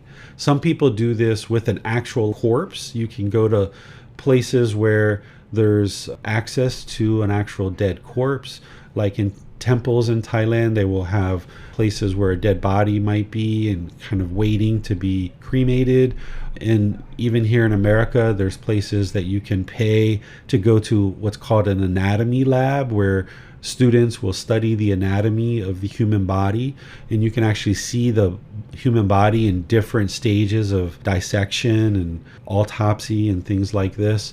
And this can really help you to see the body as it truly is, without the perfume, without the jewelry, without the makeup, without the hair, without the clothes and all the other things that we do in order to beautify the body. You can see it more in its pure form. And then this will help you to imprint into the mind that the unattractiveness of the body in order to abandon sexual cravings. And then this other meditation to realize non-self, this is very similar to loving kindness meditation, but you're doing different affirmations in the mind. So the Buddha explains the perception of impermanence should be developed to eradicate the conceit, I am. Well, you need to be able to now do these affirmations to realize that I am not the body. I am not the mind. There is no self. I do not exist. There's a physical body. There's a mind. This physical body exists, but there's no I here. This label David that was given to me at birth, that's just to make it easy for people to refer to this being that we call David. I am not the body. I am not the mind. There is no self. I do not exist, meaning there is no permanent self here. So as you understand the universal truth of non-self, as you understand the Fetter or personal existence view, which requires reading, talking to your teacher a few times, eventually you get to the point where you think about it enough and you start to gradually realize, yes, this is actually true. You might need this meditation to kind of help you further cement in the mind that I am not the body, I am not the mind, there is no self, I do not exist, I am not the body, I am not the mind, there is no self, I do not exist. And you do this repeatedly over and over, just like you would loving kindness meditation on the out breath, and you repeat these affirmations over and over in the mind. This is what will help you to get to the point of realization of non-self. But again, this is only approached later in your practice. You would like to get the Eightfold Path really well developed. You'd like to get breathing mindfulness meditation well developed, loving kindness meditation well developed. Start seeing the jhanas, or at least glimpses of the jhanas, and seeing the improvement to the condition of the mind. And then that's where you might decide to focus in on something like this. And it's probably going to be prefaced with, like I mentioned, some reading, because in volume 1 and some of the other volumes, I've got some teachings there about the universal truth of non-self. It's going to require talking with your teacher, questioning, asking questions, reflecting, thinking about this over multiple sessions.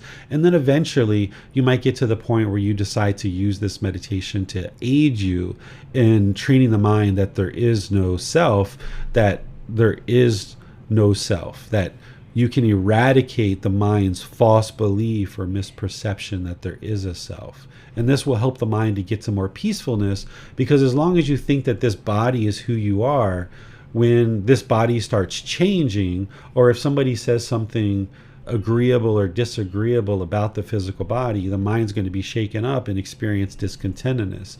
If you think that this mind is who you are, like I am a police officer or I am an American, as soon as you hear somebody say something agreeable or disagreeable about these things that you're holding on to the mind as who you think you are, your mind's going to be shaken up with discontentedness. So by you training the mind that I perform this role as a police officer, or I perform this role as a doctor or a lawyer, this physical body was born in a certain country, then you don't necessarily take on that self-image and self-identity as this is who you are as a person, that when you hear this agreeable or disagreeable speech about these various things, your mind isn't shaken up by it. So this meditation can help you to do that, but there's a lot of work ahead of time that you need to do before this meditation will really be successful for you. So what questions do you guys have on anything that I've shared here? Yes, sir. On Facebook, Bruce Benko asked, aside from seeing colors like you describe, I also feel the sensation of my head expanding while meditating. You've mentioned this in past classes, but I sometimes find that my mind takes its attention off the breath and notices the sensation of the head expanding. Will that sensation eventually subside, sir? Yes, it's impermanent, just like everything else. And this is actually part of what you experience, is that sometimes people describe it as like the feeling of an elephant head or like a buffalo head. It's like, or a big balloon. This is the mind getting more familiar with the bodily sensations. This is very helpful. The mind starting to develop the 4 foundations of mindfulness, being aware of the bodily sensations that are happening. It's also experiencing the changes in the brain. Your brain and your head isn't literally that big, as you know, but there's the sensation that it is that big. So eventually you'll move past that, but you will be better afterwards, because you will have tapped into these bodily sensations, and the mind will have more awareness of the bodily sensations, and you will observe that the head will feel more stable, more steady. That prior to learning these teachings and practicing this, I used to have a lot of pressure in the skull. I used to get significant migraine headaches to the point of vomiting often.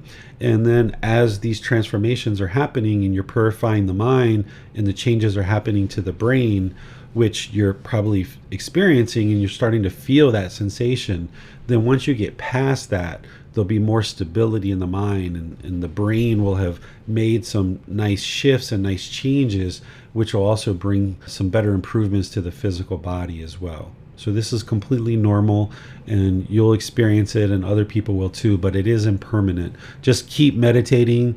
If anything, this is an indication that what you're doing is working, and the progress that you're making, things are moving in the right direction. So when people start talking about these kind of things, that's an indication that I know as a teacher that what you're doing is working and things are moving in a positive direction. So just keep doing that. Don't allow any kind of arrogance or conceit to come into the mind because you're making progress, but just know that that's what's occurring, and just keep on doing what you're doing. Keep building wisdom and keep improving your practice, and ultimately you won't experience that sensation of the head expanding the way that you are now. Yes, thank you, sir. You're welcome. Rick has his hand raised. Let's go to him for his question. Thank you, Miranda. Hi, Teacher David. Question about the lying position, the lying down position. I believe in your book, the only thing that you had said really was about the lying in the back, if I recall correctly.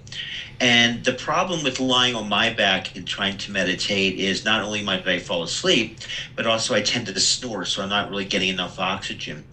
I have heard that some people recommended lying on the side, much like the statues of the Buddha in his final resting position or his final meditation position, as being a way to stay awake. And I know for me it would help with snoring. I was wondering if you would comment on that. I haven't done too much meditation in the side lying position. I do it on the back.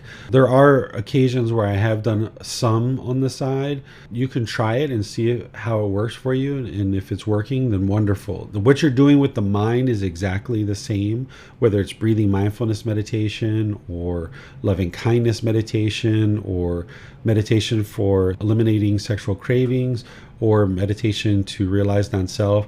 What you are actually doing with the mind is exactly the same. So just with the body, you either be on your back or either side, and you can see how it works for you. And then what I always suggest is when you try something new in your meditation practice is that you do it for a week or 2 or 3 to see how it's really affecting your practice and if it's really improving. Because when you first start trying new things in your practice, the mind typically revolts. It doesn't like it because it's impermanence and the mind's craving permanence. So if we just try something once and we're like, I don't like it, I'm not going to do that anymore, you haven't really given it a full try. So if you try something new like that, try it for 2 or 3 weeks before you make a decision of whether it's really helping you or improving what you're doing or not. Thank you, Teacher David. You're welcome. It does not appear we have any more questions at this time, sir. All right. Well, this is what I thought I would share here at the end, which is to never give up. Is understand that your meditation practice, there's going to be times where things are really peaceful, really serene, very calm in your meditation practice.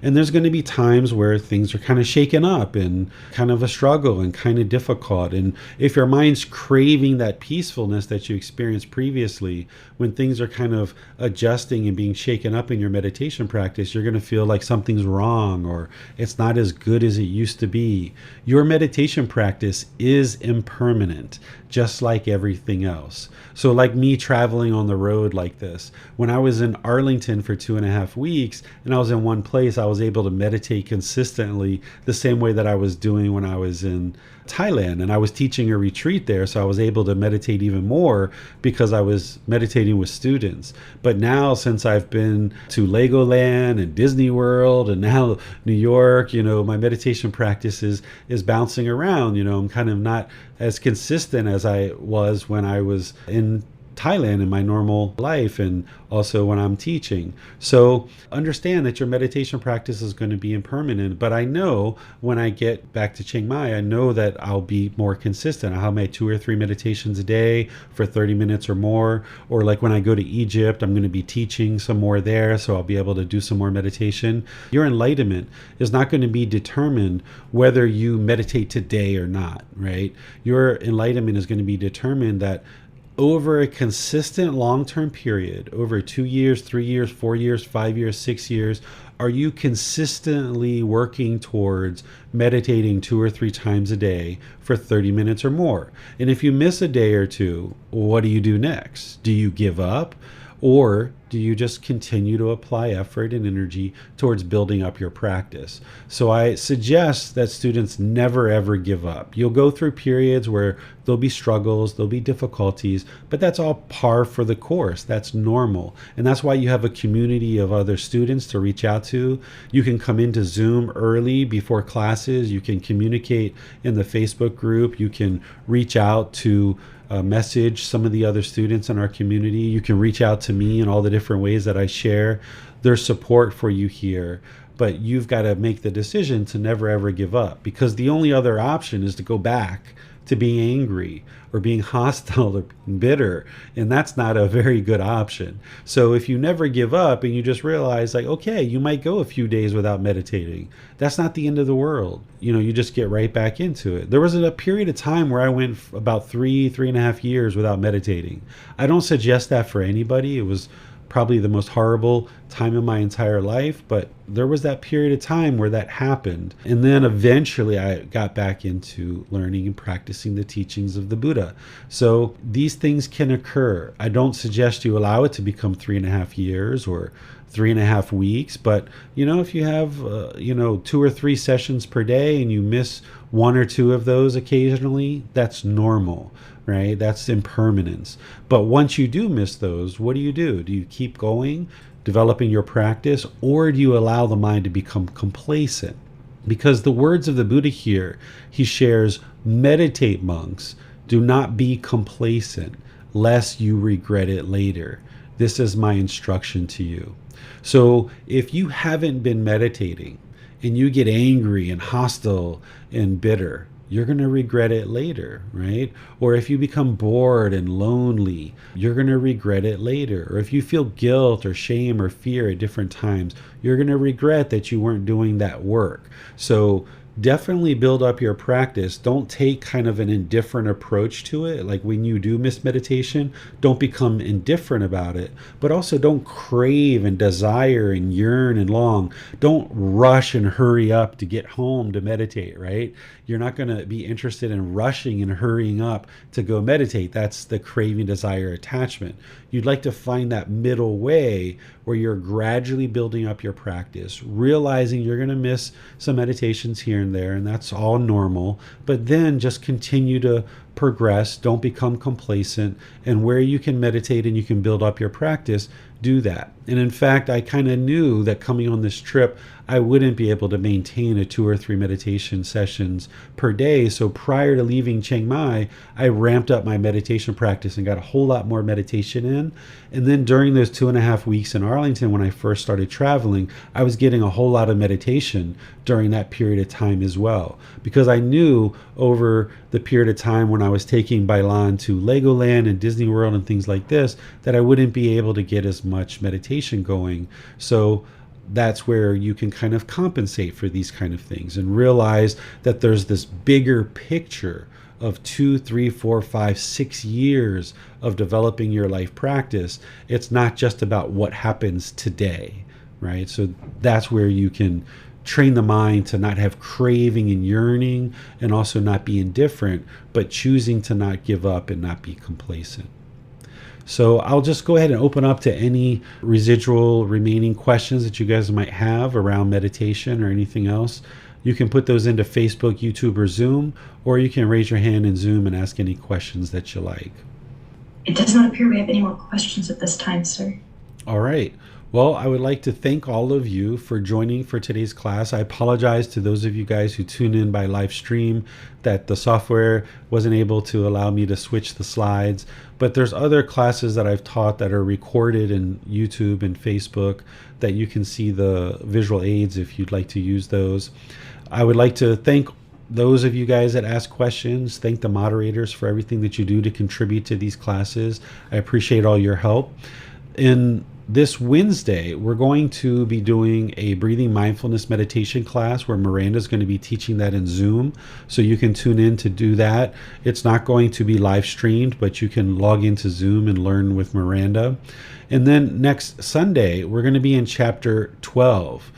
Chapter 12 is Craving is the Problem. What is the solution? So we're going to be now diving into some more specific solutions around how to eliminate craving, desire, attachment from the mind. So far in this group learning program, you've got breathing mindfulness meditation, which is a consistent ongoing practice. And we discussed today that that's really important to develop various qualities of mind like mindfulness and concentration and eliminating craving, desire, attachment. That's very important. And I've also taught generosity as part of eliminating craving, desire, attachment, being willing to give and share without any expectation of anything in return. We're now in chapter 12 and 13. I'm going to go into some other aspects of things that you can do to eliminate craving, desire, attachment from the mind. So we'll be starting that next Sunday with chapter 12, and then we'll be in chapter 13 the Sunday after that. So thank you all for joining for today's class. Have a very wonderful and lovely rest of your day.